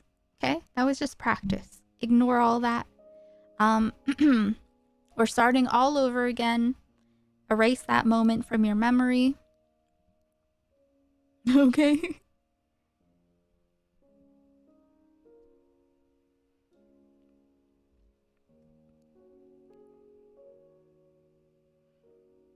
It was really good so far. Thank you.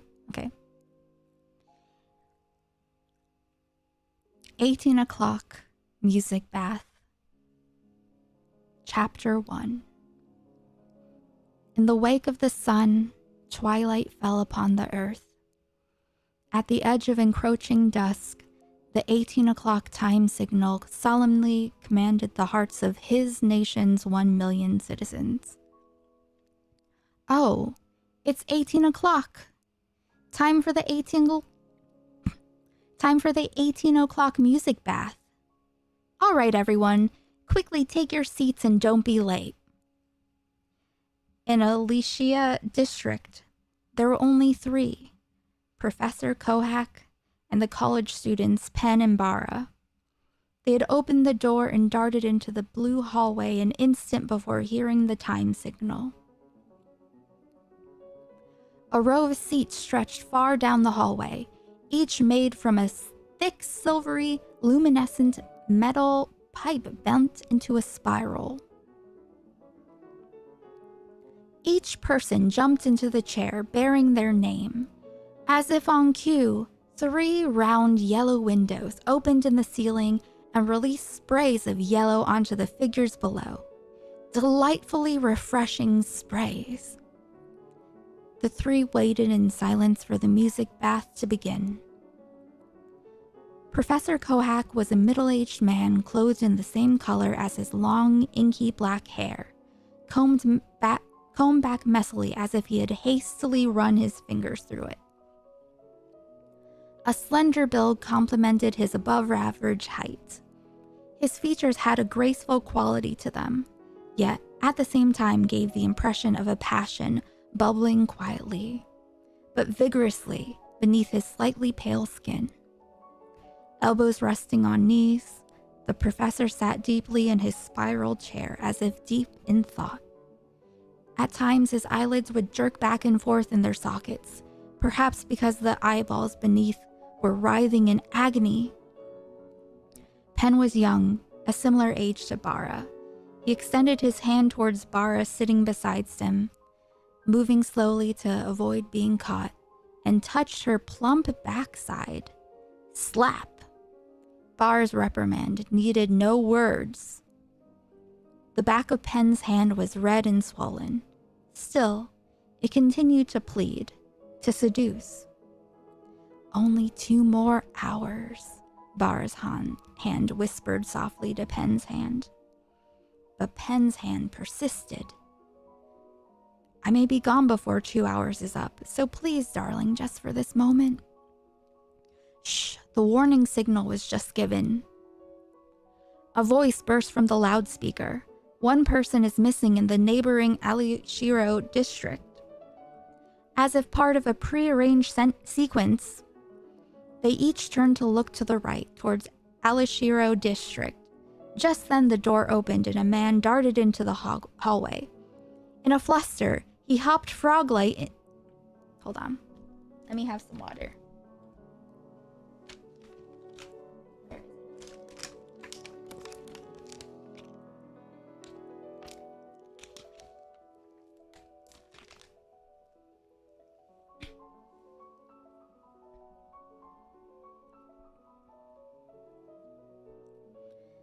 But Penn's hand persisted.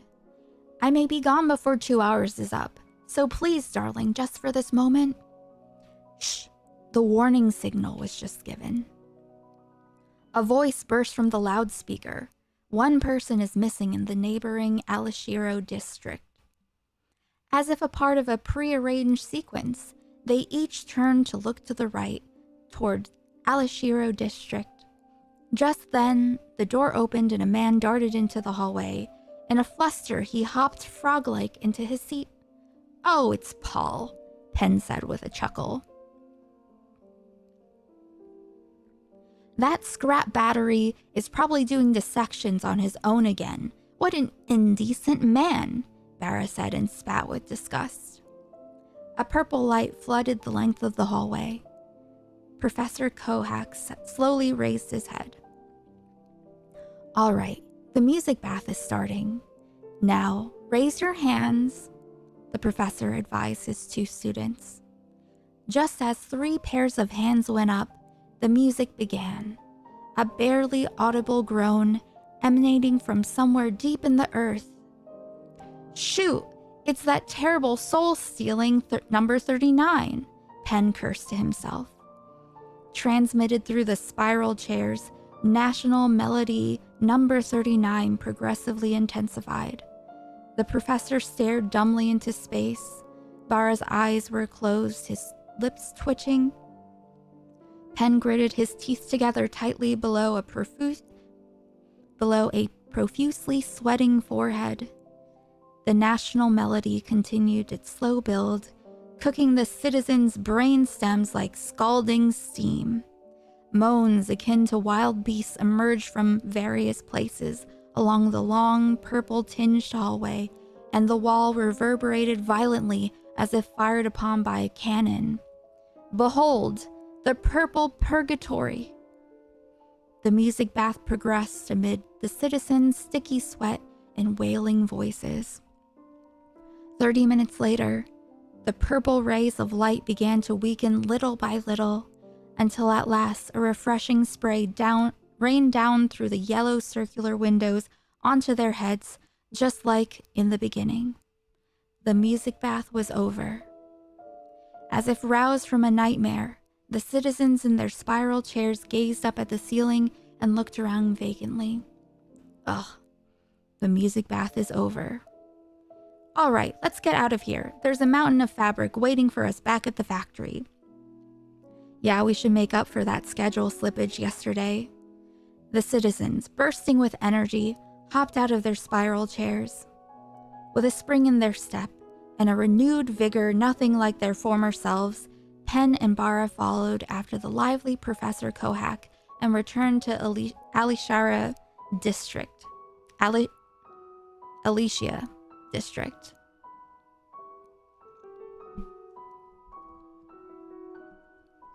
Professor Kohak walked over and pressed the button on the receiver. A momentary ripple in its mirror-like surface quickly became President Maluki's face, buried in a thick beard. President Maluki, hold on.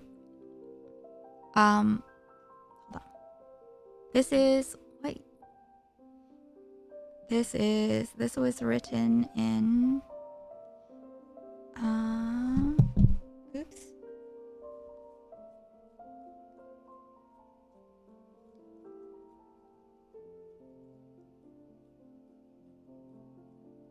This, someone who read 1984 tell me it was probably inspired.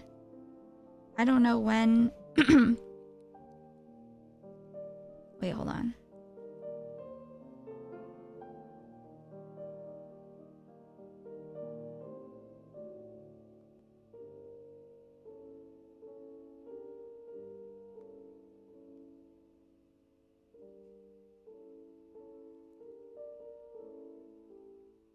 It was published in 1937.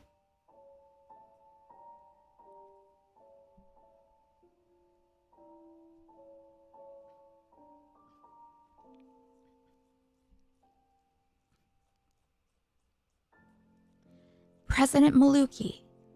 Long live the Empire, the professor said in greeting. Ah, Professor, I have a matter to discuss with you in private. The beard wiggled as he spoke. I'm getting rid of the Karen voice.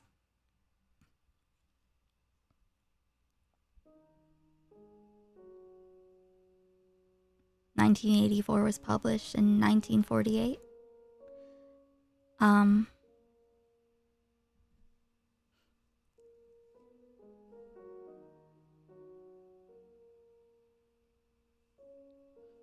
So like 11 years later.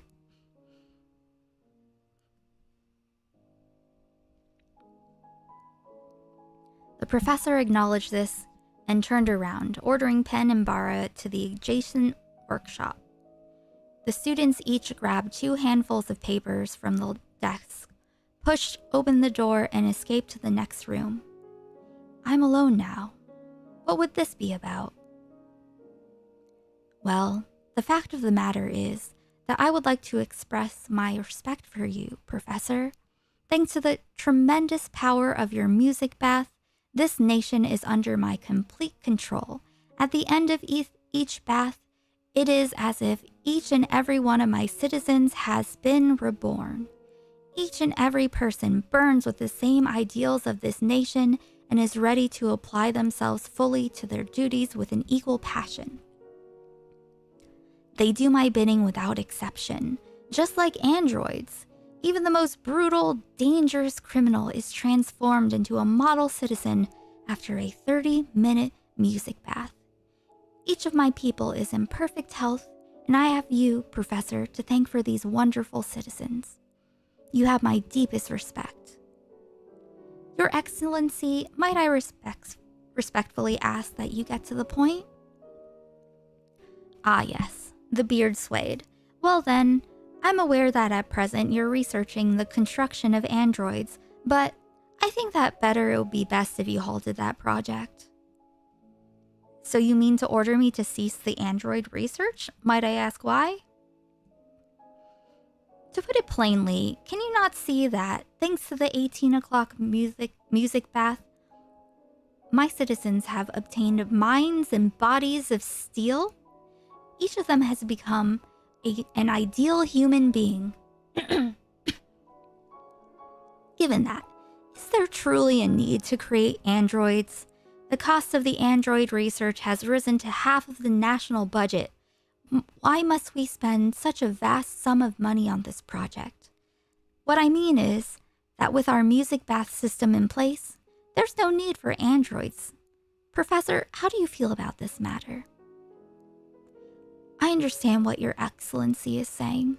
Please permit me to think things over. Yes, you do that. Oh, I nearly forgot. My wife apparently wants to see you. Can you stop by for a little while this evening?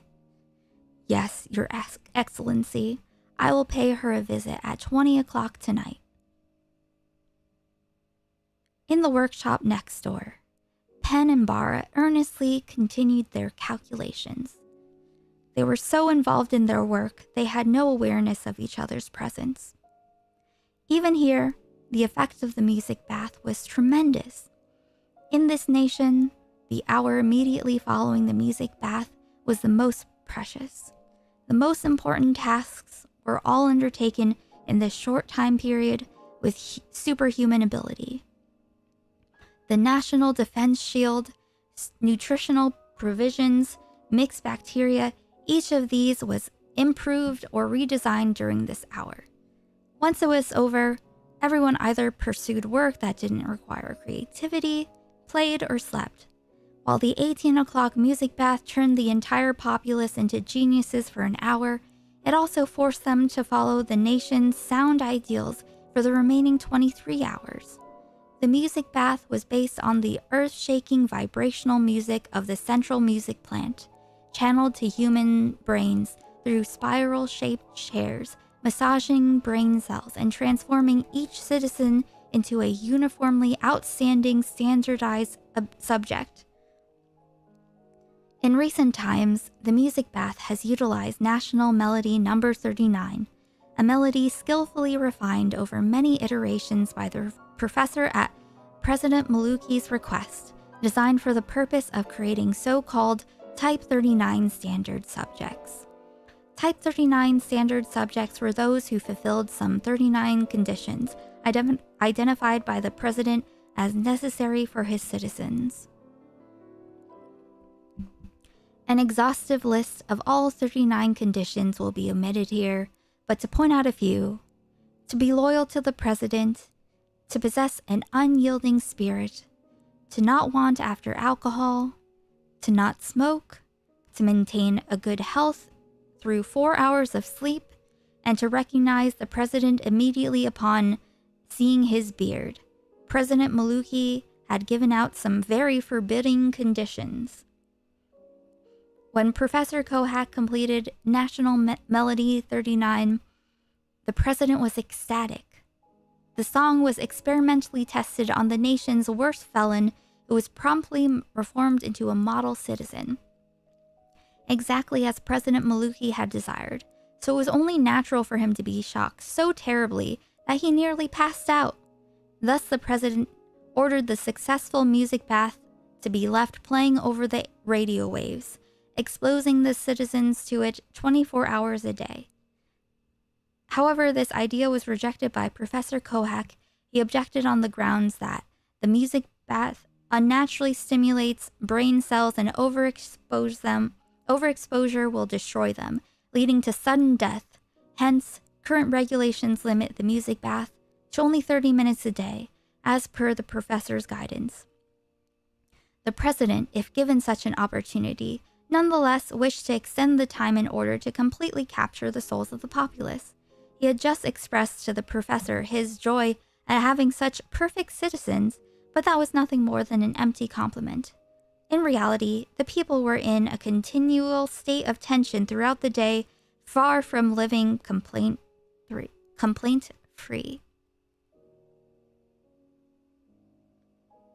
How's it going so far? I have, we're at chapter 3 now.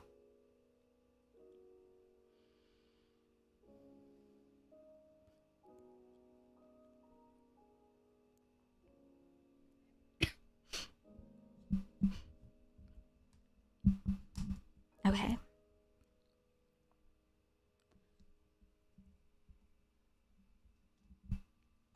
The time was sometime after 19 o'clock. Speaking of 19 o'clock, This time corresponds to what used to be called 7 p.m. in the old manner of expressing time. In this underground nation, the people lived under constant artificial lighting, with no true dawn or dusk.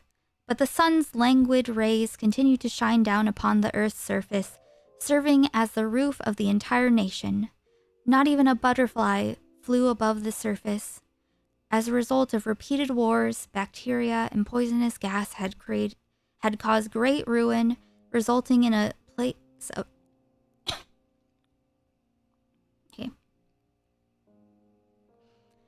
As a result of repeated wars, bacteria and poisonous gas had created a great ruin, resulting in a place of great desolation, devoid of life, and unable to support even a single blade of grass.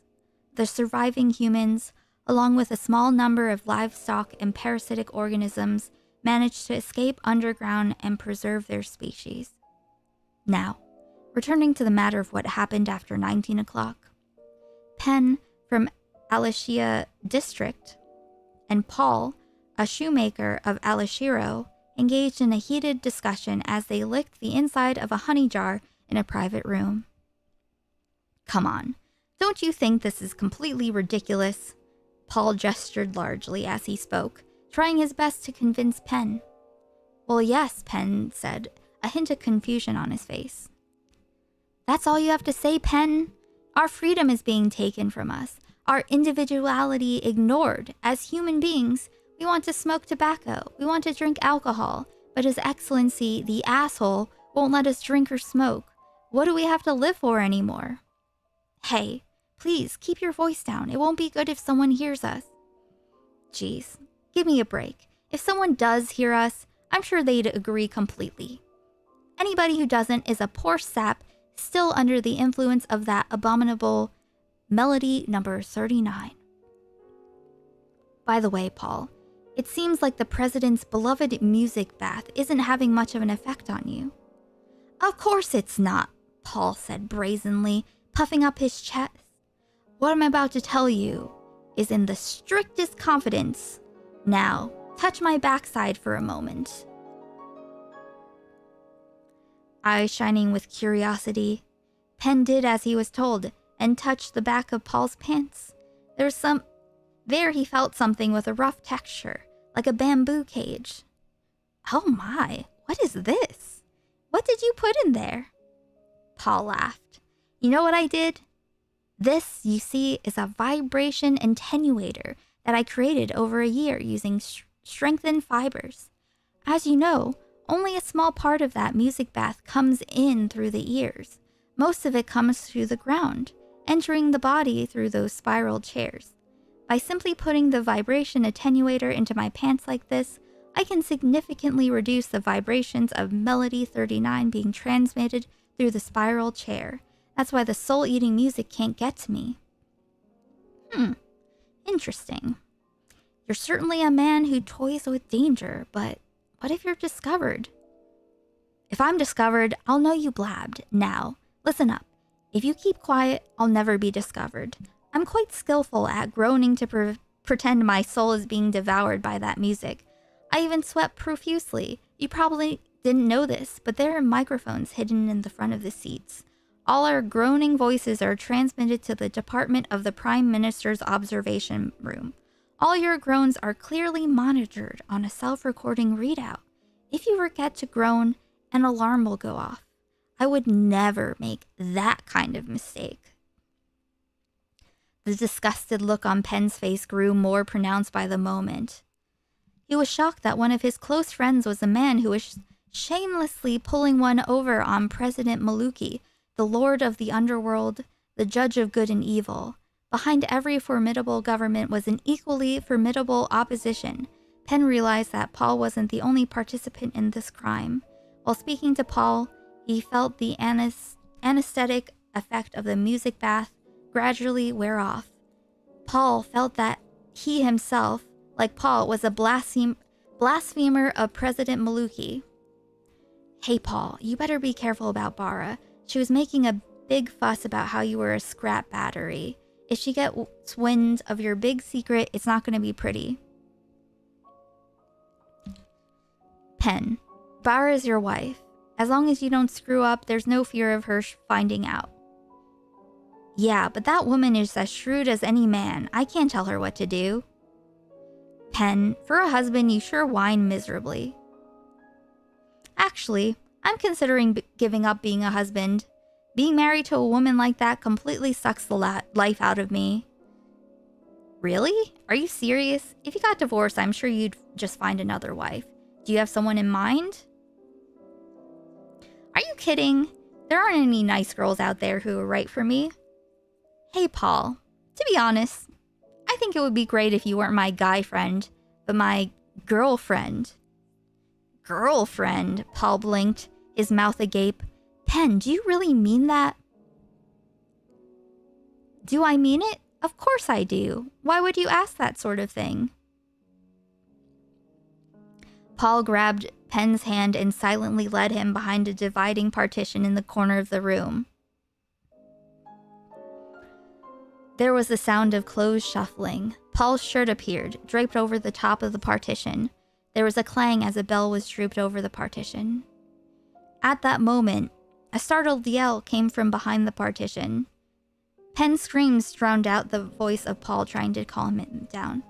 I will say this. I'm going to say this English translation uses partition a little bit too much. Just a critique. Just a critique. Omen, has a sense of humor, very dry at times, but it does remind me of Aiko. Well, Peter has read something that I wrote, and I'm curious what he thinks at the end of this.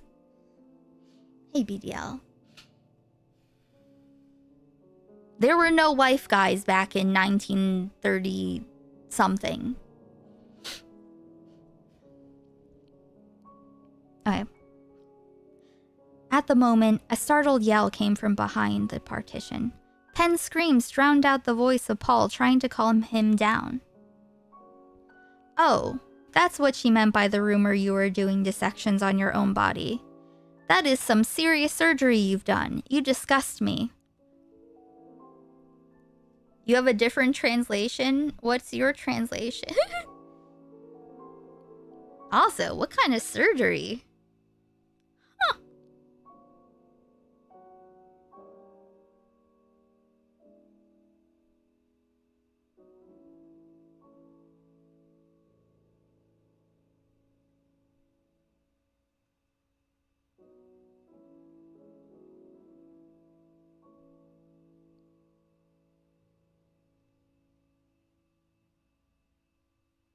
Okay.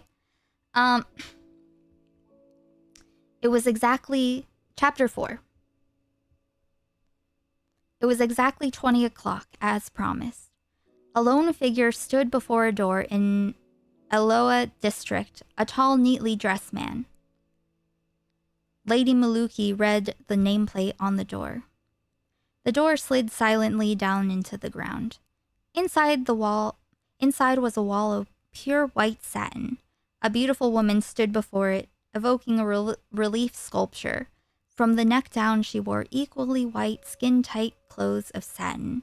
Or perhaps we should call it a new type of underwear, with connected top and bottom, extending to the wrists and ankles, underneath a loose, translucent gown made from infinitesimally thin, flexible glass that glowed brightly as it trailed behind her. Ah, Professor Kohak, I presume. The man kneeled down reverently upon hearing Lady Maluki's pure bell-like voice. I pledge my loyalty to you, my lady. Oh, you know what? Before we continue with that, I realize that I feel a little weird, and it's time for a med check, everyone.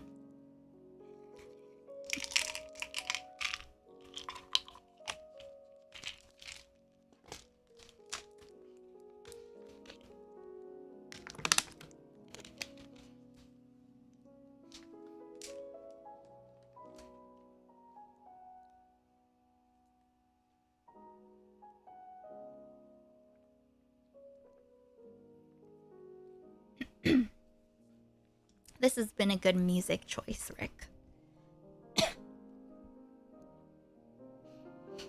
I pledge my loyalty to you, my lady. Lady Maluki laughed daintily and led the professor into a room. Inside was a dazzling array of decorations, checkered in gold and red from ceiling to floor. Expensive crystalware cluttered a large glass table in the center of the room. A lavish dinner had been prepared in advance. Lady Maluki motioned for the professor to sit in a chair across from her. In the middle of the glass table was an object, shaped like a tall bookcase. Lady Maluki pressed a button and a conveyor belt within began to move vertically in the fashion of an elevator. Various items such as aged liquors and delicious-looking dishes emerged quietly from below the table and were mechanically placed before them. Used dishes were automatically lowered below the table, disappearing from sight. When the lady raised a glass of vintage 1937 wine, the professor immediately raised his own glass as an instinctual reaction. When she grabbed some hornet larvae and raised them to her mouth, he followed suit. They conversed in the pauses between bites. Professor, the music bath you have designed has produced amazing results. President Maluki himself is exceedingly pleased. You have my greatest respect. The professor bowed his head and remained silent. But, having said that, she said, pausing to put down her wine glass, the contributions of your music baths are tremendous, and yet I cannot help but be concerned by the equally tremendous problems it's causing. The professor froze, moving only his mouth in response. Problems? The music bath is an affront to the people's humanity. National Melody Number 39 was created based only on the conditions of a self-serving ruler. People are altered to be prone to mental manipulation, yet there is no consideration given to whether it is reasonable to perform such alteration on an actual human being. Indeed, thanks to the music bath, the nation's people have improved incredibly in many areas, including their physical condition, productivity, and even conduct. But on the other hand, forsaking their humanity is causing a toxic buildup of discontent within their bodies. As this accumulates day and night, things will inevitably reach a breaking point in the near future. I sense that a subset of the populace has already come to realize this toxic buildup of discontent. Even assuming there was some sort of discontent accumulating, shouldn't the 18 o'clock music bath be eliminating that? It only appears to be. Perhaps it does eliminate it for a time, but it does not eliminate it completely. An anesthetic is, after all, only an anesthetic. There's no way someone as wise as you would not realize this. Lady Maluki, I am but a scientist who has sworn allegiance to the president, and I act only in accordance with his orders. I implore you, be silent. You claim to be nothing but a scientist who invents things such as an android or a music bath, but why? Oh, why are you only a scientist? You could be a far better politician. You're such a distinguished figure that even the president is no match for you. You greatly exaggerate, my lady. I'm simply a citizen who has pledged allegiance to the president, a man who strives to follow orders faithfully. That cannot be. You cannot imagine how much better off this country would be if you were in control instead of Maluki. If you were our ruler, I myself would be unmeasurably happier. Now, Professor, face me and look into my eyes. Behold.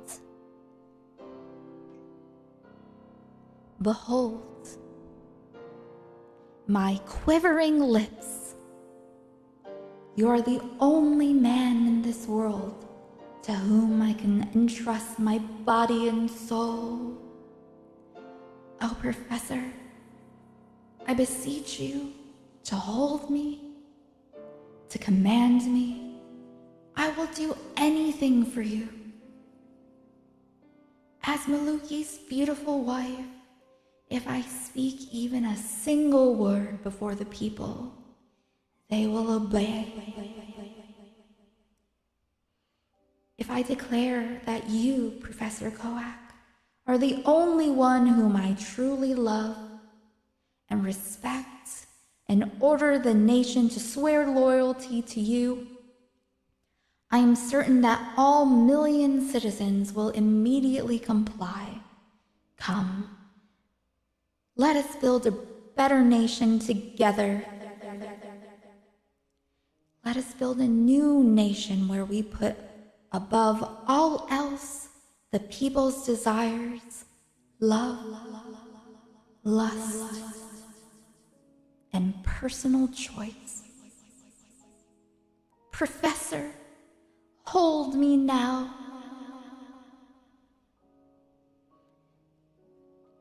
Lady Maluki twisted her supple body in the likeness of a reptile as she stood up from her chair and threw herself directly onto Professor Kohak's lap. Not Lasad? Oh no. Chapter 5.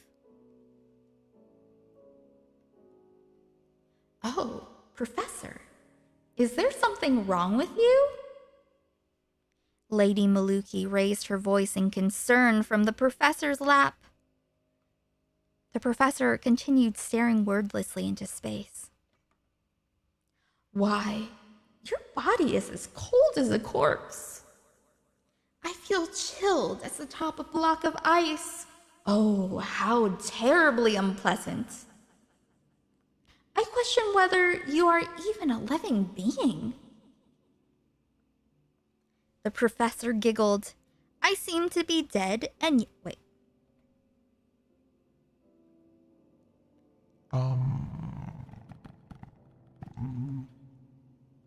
Testing, testing, testing, testing, testing, testing.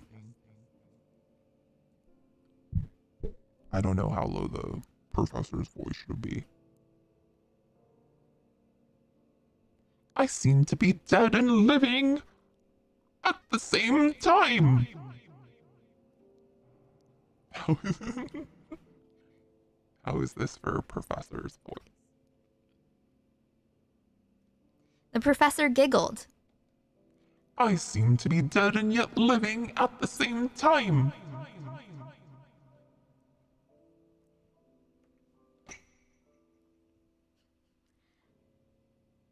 Pardon?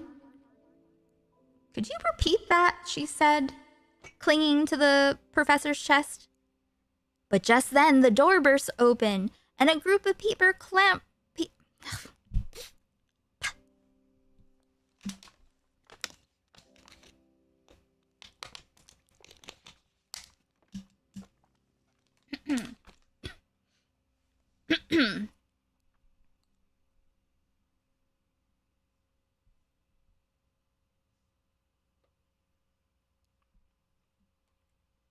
Pardon?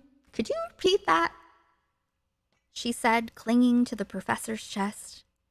But just then, the door burst open and a group of people clamored into the room.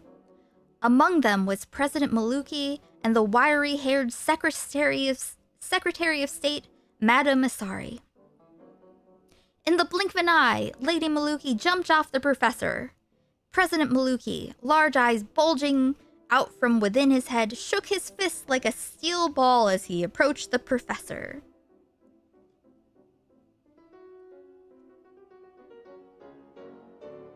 Test, test. I need a present.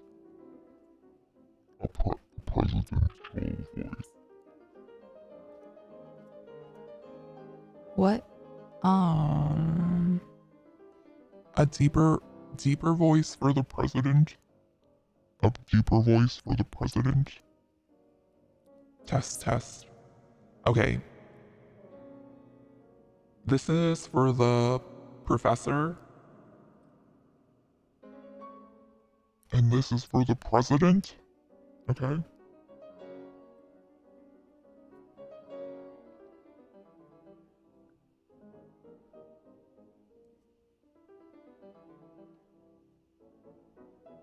President Muluki, large eyes bulging out from within his beard, shook his fist like a steel ball as he approached the professor. What a wondrous scene we have here. Since the laws prohibit sexual relations between a commoner and the president's wife, I never expected to see such a sight.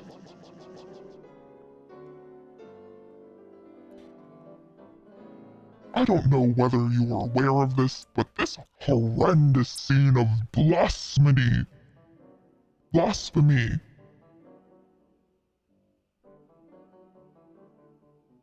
has been broadcast live to the entire country.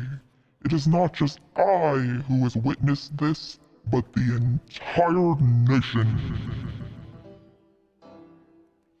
I presume both of you are fully aware of the consequences of your actions. The professor seemed completely unfazed.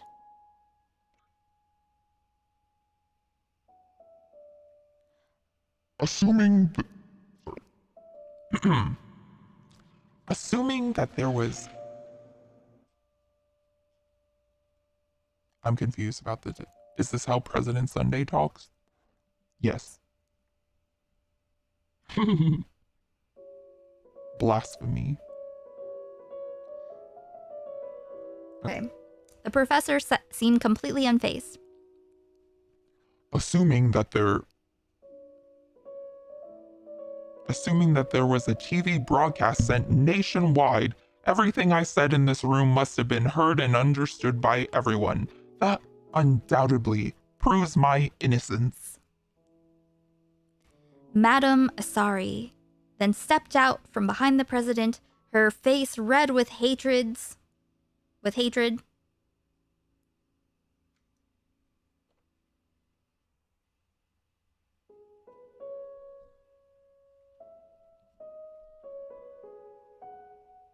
Professor.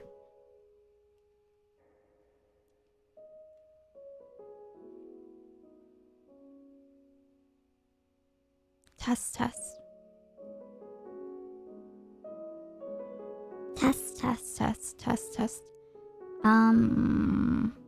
Madam is sorry.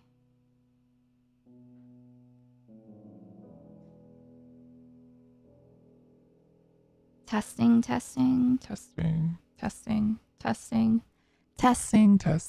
Fuck. Okay. Listen, none of this was planned in advance. It's fine. Professor, it's a real pity, but only your actions were visible on the TV broadcast. As the audio transmission was shut off, not even a peep came from the loudspeakers. That's why I doubt even a single citizen knows what you're saying.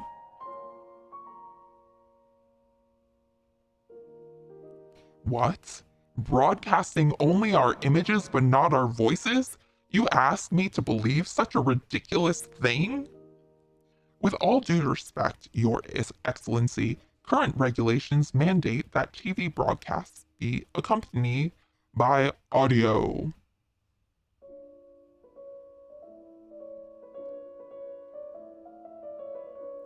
The Secretary of State laughed impudently. The laws. There are too many buttons, okay? The laws are decided by the president. Hypothetically, if today he were to amend the law to no longer require TV and audio to be broadcast together, your objection would no longer hold water. Am I wrong? That's why I'm honored to respectfully declare that such an amendment was enacted today. No longer is it illegal to broadcast TV on its own.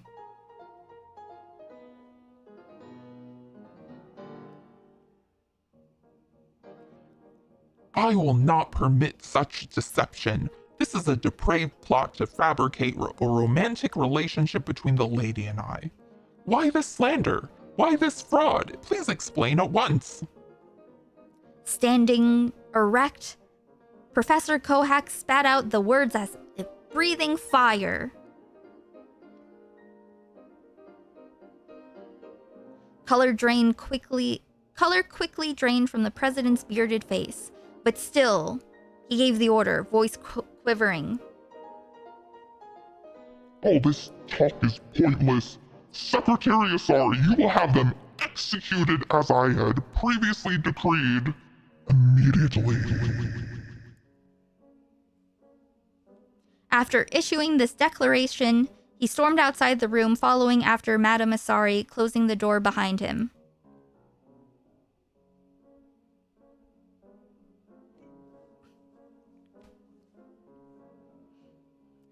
Lady Maluki, back to the wall.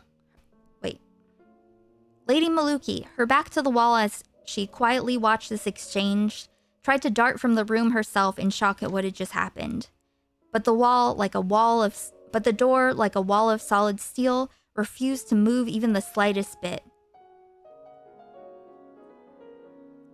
Please open the door. What are you trying to do to me? President, this isn't how things were supposed to happen. Lady Maluki pounded the door frantically. She pressed the button next to the door again and again, but the door still showed no sign of movement. Just then, a hissing sound, like gas leaking from a pipe, came from somewhere in the room. The lady was the first to discern the sound. She began wringing her own neck with lithe lipstick red fingers. Hold on a second.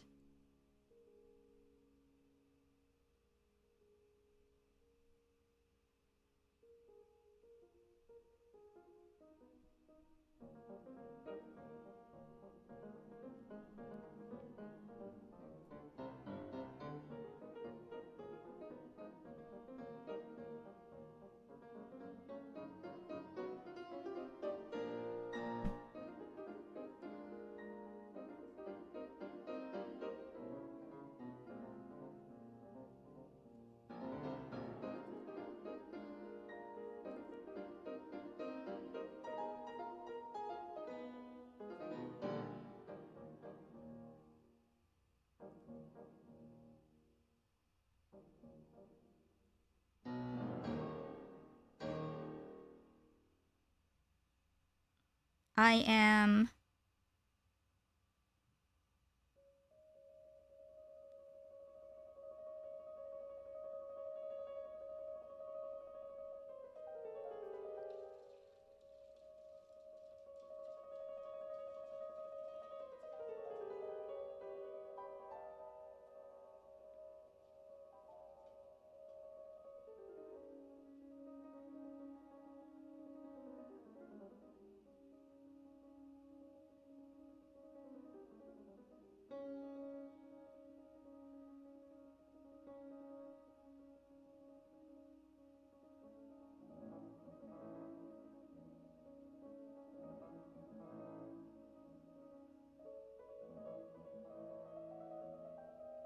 Never mind. Sorry. I was looking for something. I was Okay, listen. I'm hyper focusing on like the words. You know? I'm like, I feel like this could have been written a little, you know, like translation wise. I don't see, the thing is I can't read Japanese, so I don't know exactly, but I'll have to talk to my mom about this.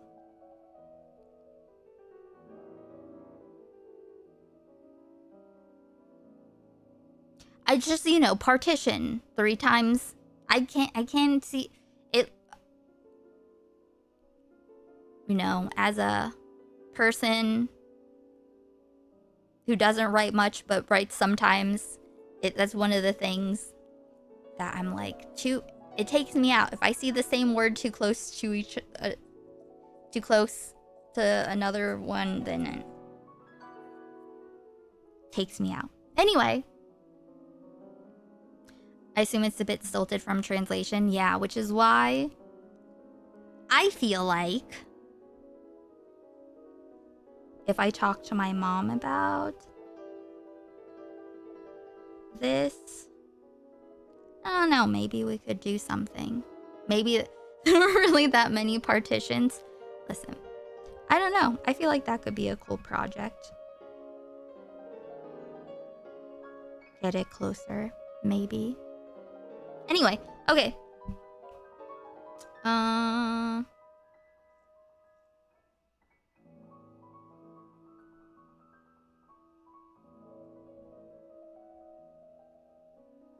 Okay.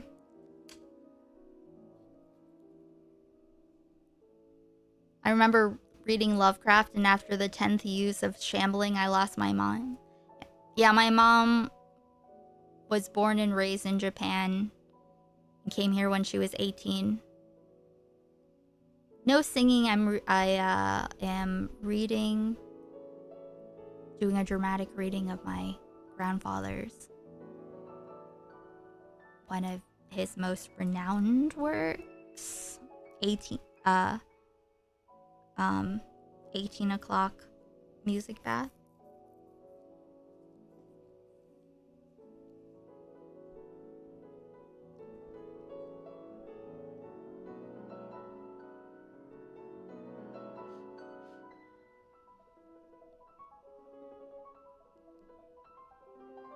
Okay. The lady was the first. Okay. Lady Maluki pounded at the door frantically. She pressed the button next to the door again and again, but the door still showed no sign of movement. Just then, a hissing sound, like gas leaking from a pipe, came from somewhere in the room. The lady was the first to discern the sound. She began wringing her own neck with lithe, lipstick-red fingers. Oh my, it's poison gas. Oh my, it's poison gas! Why would you ever kill me? Ugh, please open the door. With a quiet hiss, the light gray poison gas gathered low on the ground, swirling like mist, then inched higher and higher. The area around Lady Maluki's windpipe soon darkened to a deep crimson. Her fingers reddened. The tiny red droplets splattered even onto the white silk on her chest. Face pale, the lady's breath rasped violently like a bellows. Professor Kohak stood unmoving like a clay figure within the grayish gas, completely oblivious to the lady. Thank you. Why would you come at me?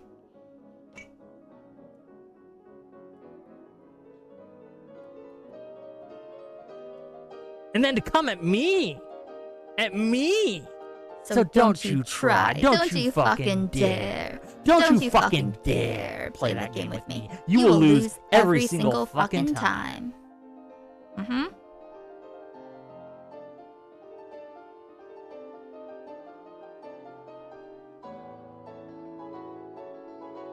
Okay.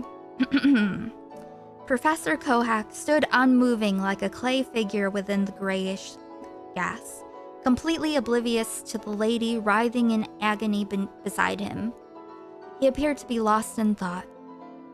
Suddenly, he began moving, running around the room in circles like a squirrel searching for something on the four surrounding walls.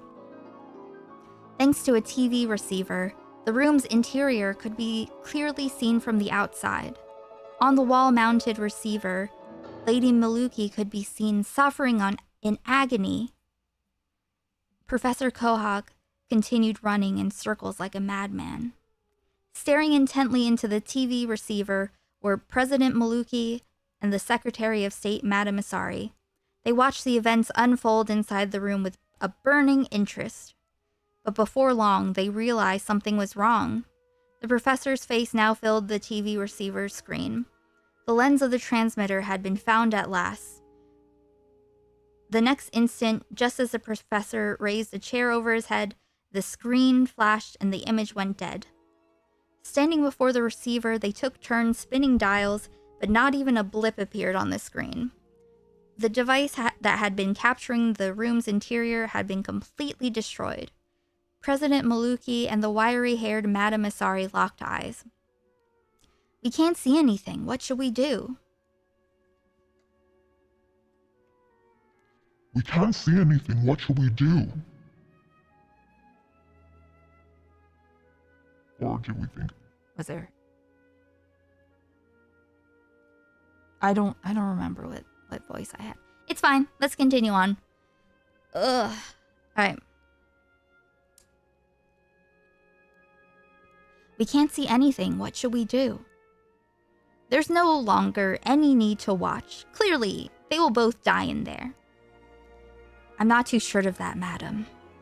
I have no doubt of it.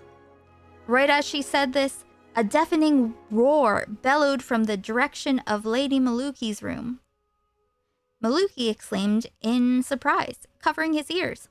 What is going on over there? President, let's quickly go see what happened. The professor may have broken down the door and escaped.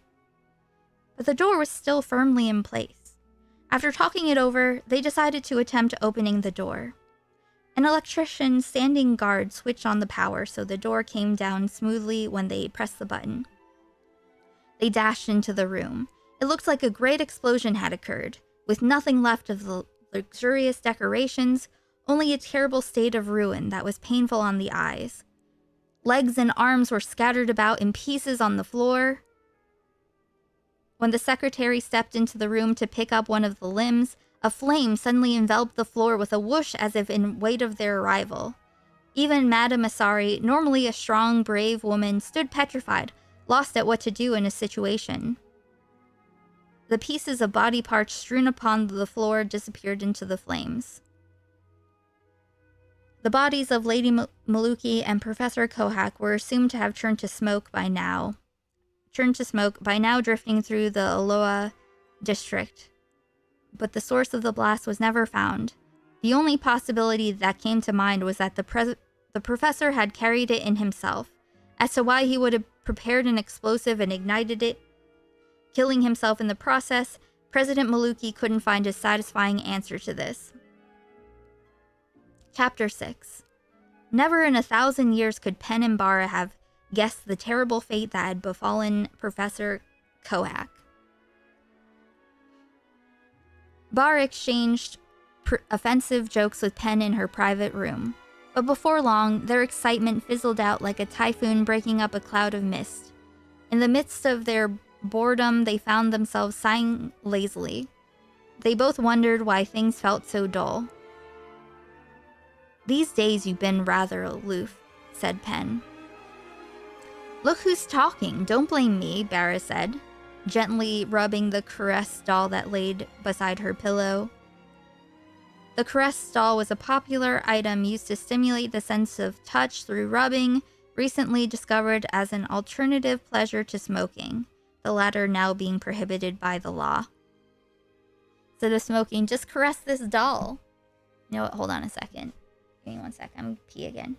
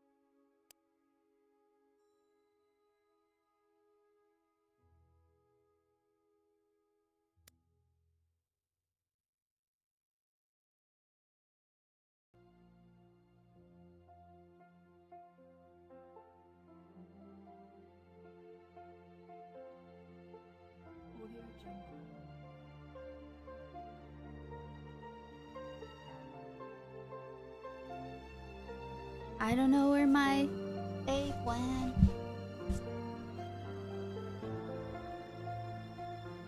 That's irritating.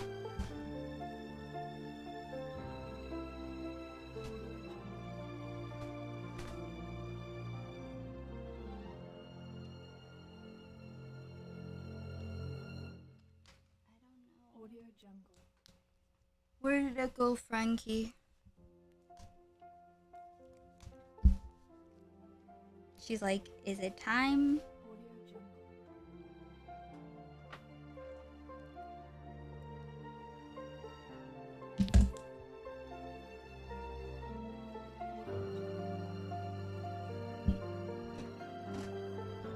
Excuse me, Frankie.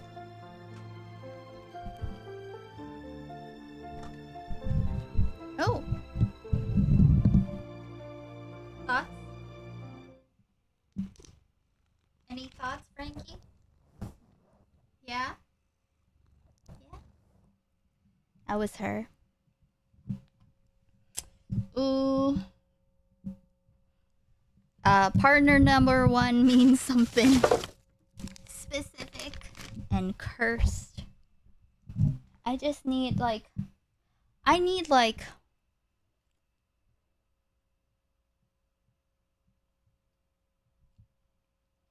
you should just have clothes made of baskets, really.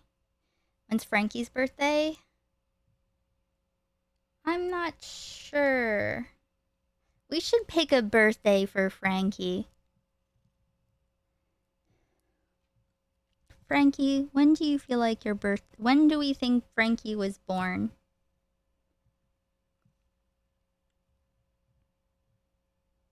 If we had to guess.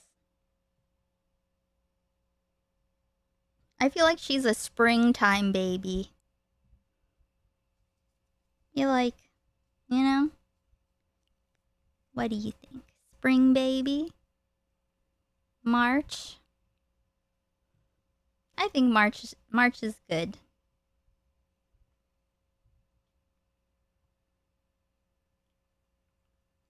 Thank you, Val Movement, for gifting a sub to Happy Birthday Bitch.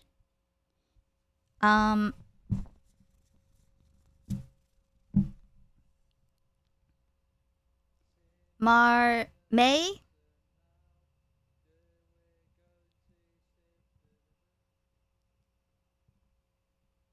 I don't know what her sign is. March. Okay. March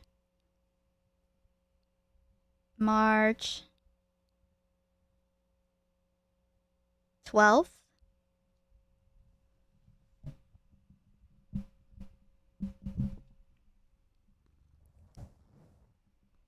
She's the head disciple.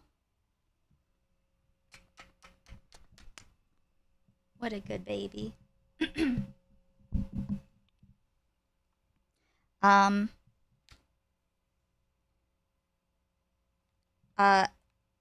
The book looks like it's about to get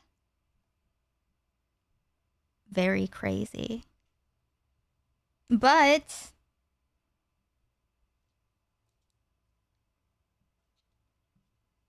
I feel like we should continue. You're just gonna make up a birthday? Yes. Excuse me, Val Movement. That is very rude, but thank you for gifting. I'm gonna put a pin in the story. What do we think so far? We'll finish it tomorrow. There's like at least another...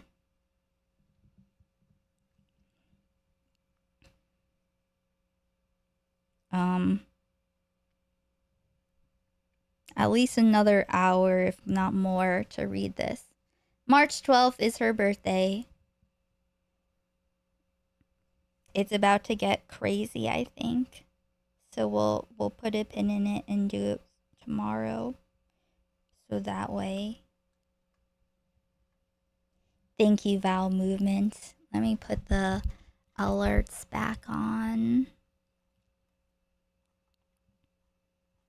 Listen, I've been reading for like more than 2 hours straight.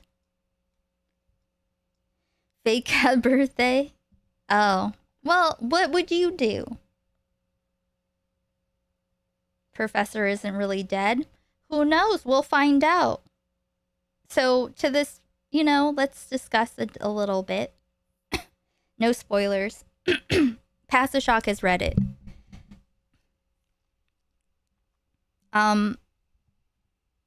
So far, like, I have a... Sub to Cat birthday party. They have given 160 gift subs in the channel. Thank you, Val Movement, for... Nation, listen now. We're going to sim. Thank you, Val Movement, for gifting a sub to Cat birthday. Frankie is taking over the table.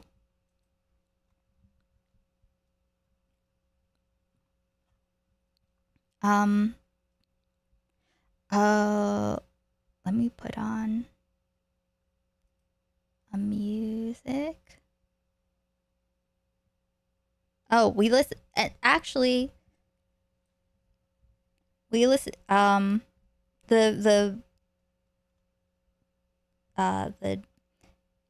Debussy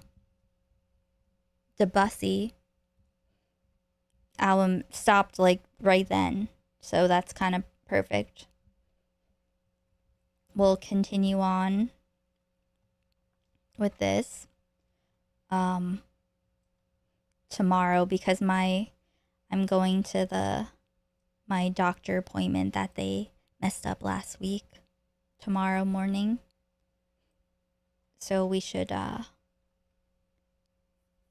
move forward.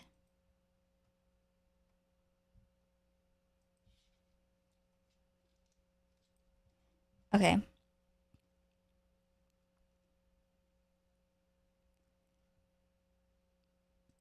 So far, we have... Wait.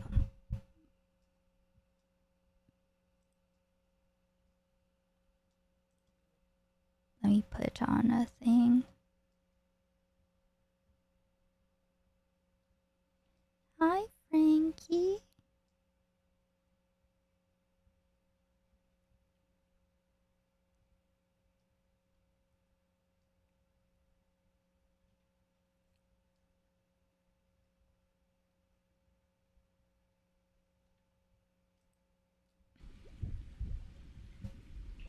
So...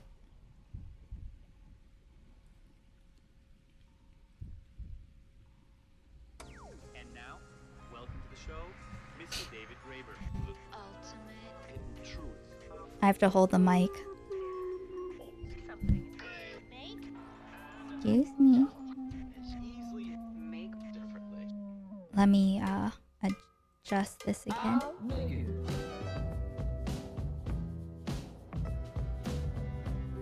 Make it a mess.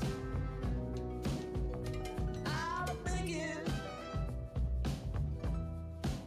I'm making up my mind.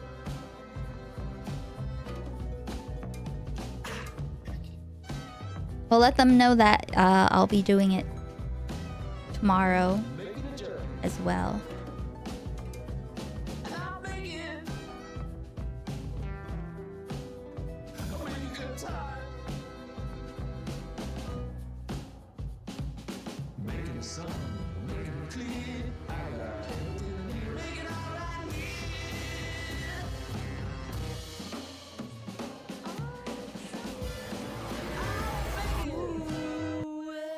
Psych honors, that's the best.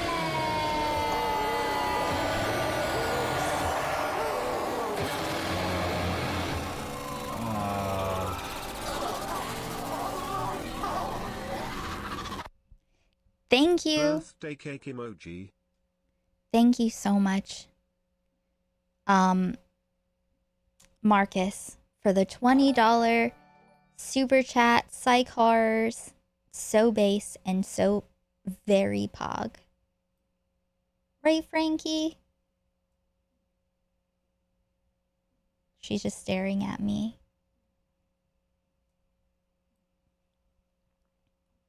Very cool. The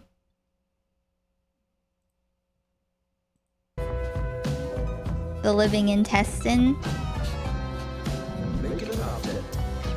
No, thank you. Thank you, Brett.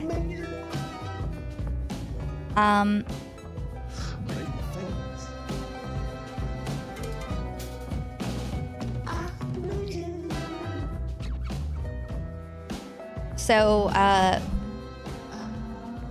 to recap, like, because I, you know, my neurodivergentness,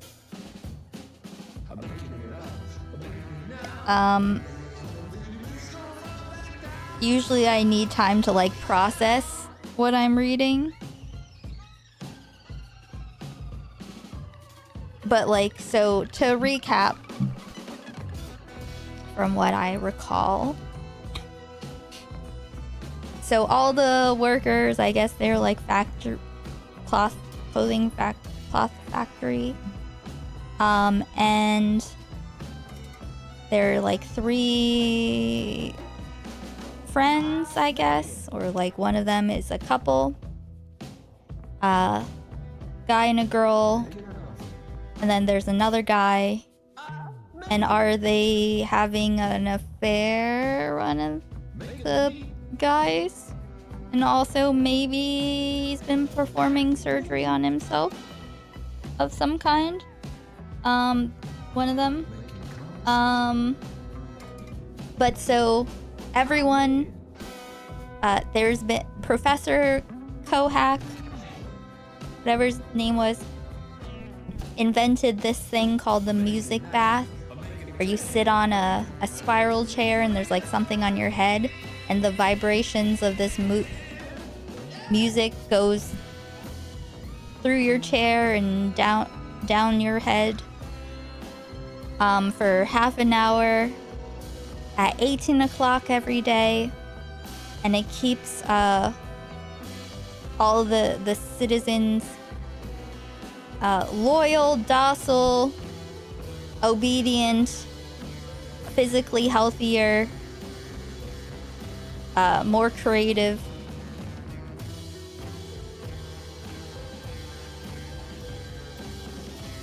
Yeah, one of them is doing some self-reassignment. Brave. Let me see.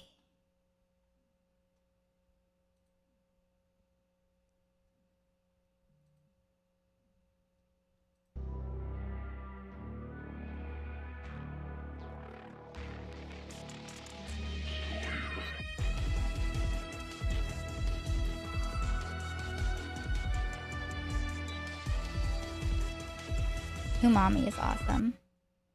Music to stop doom scrolling too.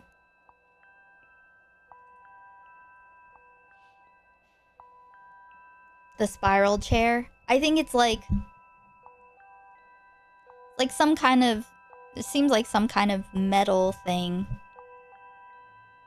Like that maybe is like a coil is what I kind of imagined.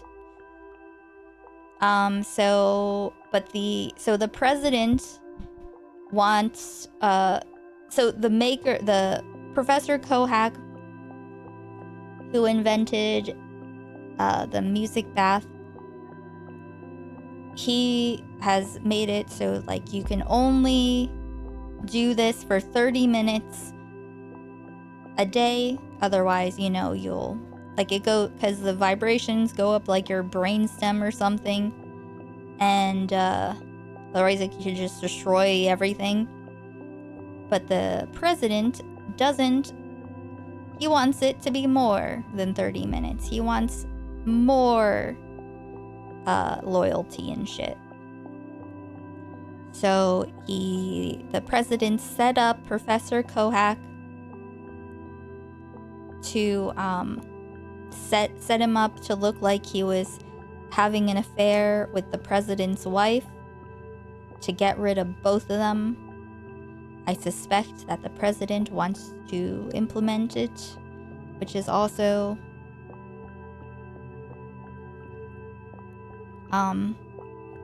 it's interesting because,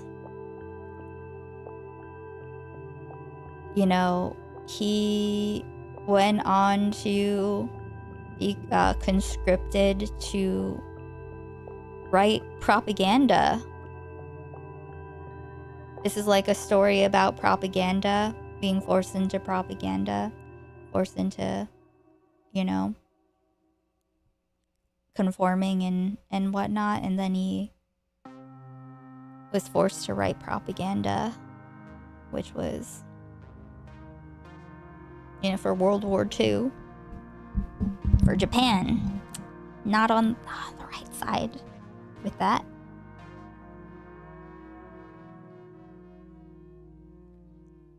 But I think that's like pretty much what happened, right?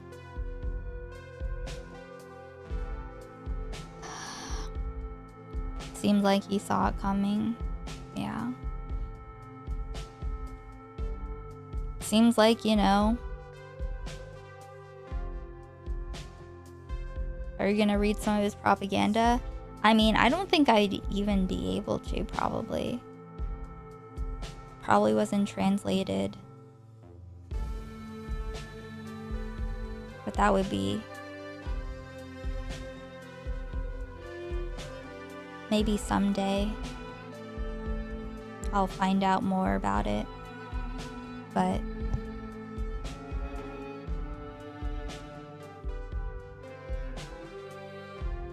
like, I'm not really sure. I'm not really sure what form it took.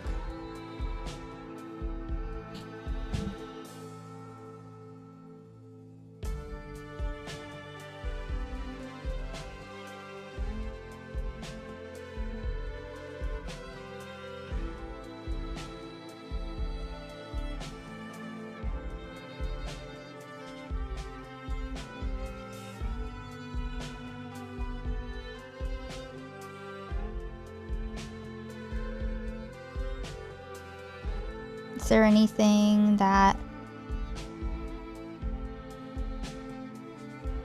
like, he died at 51?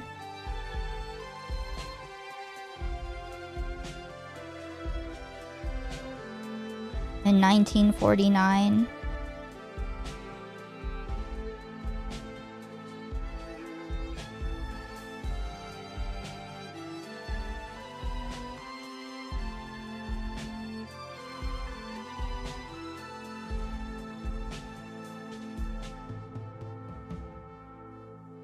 But we will, we'll look more into it. We'll look more into his work in the future. Let me see what this...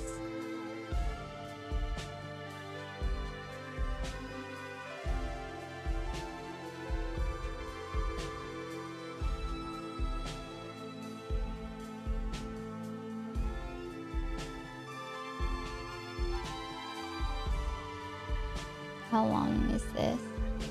It's an hour and a half? Okay. Okay, everyone, let's go over to Kick. We're cutting it close. It's bedtime.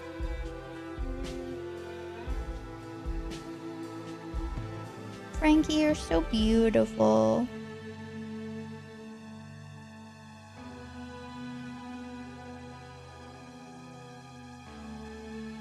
You know what?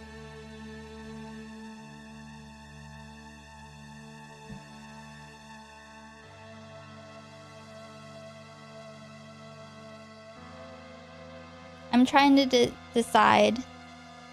The only, because it looks like awesome, and I want to be able to focus on it. Like, I have no idea what this is about. It says a cosmic battle between a cult ascension buffet and you. I want to save this for tomorrow. Can we do that? want to do an extended... Let's extend this. Okay.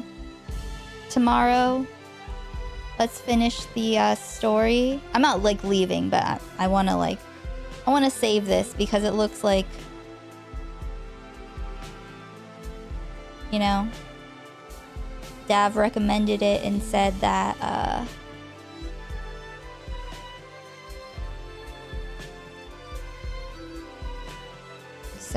that he's been looking for something like it and he can't find anything. But guys, like the stream here.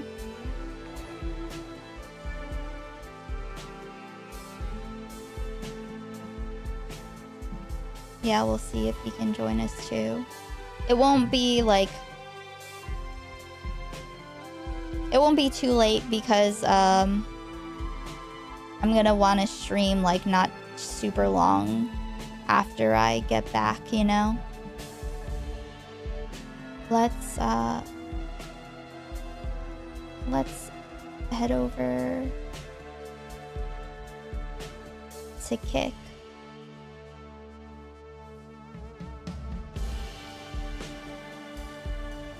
Cool.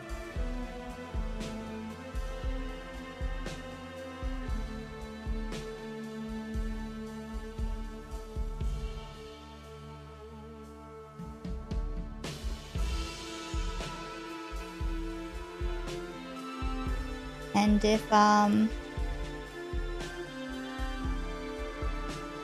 send you to Mrao on YouTube, anyone who doesn't. But you should come to Kick, as it's my birthday. Okay? Cool, cool, cool. Oh, and here, whatever we end up watching, I will upload it to the Patreon. All of Widow's Bay is up here. All of the Beast in Me is here. Yeah, we're gonna skip it for unless we do it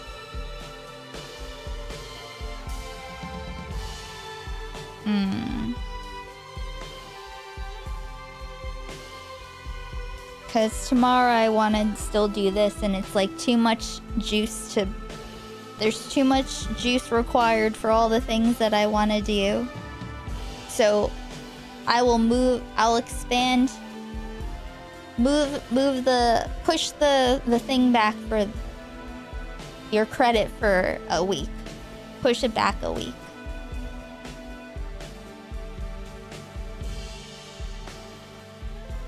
Cool, cool. But yeah, thanks to all my paid patrons. All my content on Patreon is at free tier. So catch up. The J-Stock vid, I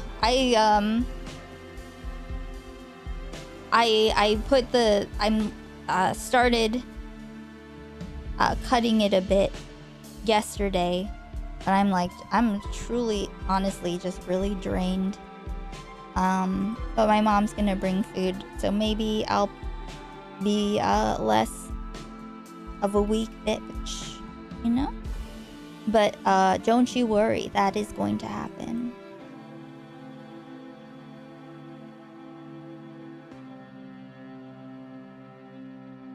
I was going to do music up until like the last second, then I was like, you know what? Probably too much to do all of those things. But yeah, we'll continue on tomorrow with the book and the movie. But let's go over to Kick. We'll do something. Maybe we'll watch the Almost Fridays. New Almost Fridays. Multiple ones, I think, that are out. Cool, cool, cool. So let me say thank you to everyone, too. Thank you to Marcus for the $20 super chat. Val Movement for the 4 gifted Twitch subs. Radical for the $10 super chat. Pastashock for the 6 gifted memberships. Ray for the $100. Jessa for the $10, Mobbins for the $10 super chat, Dandelion for the $15 Hans four-legged animal roast, Commodore for the $10 Tommy C, Rick for the $41 super chat.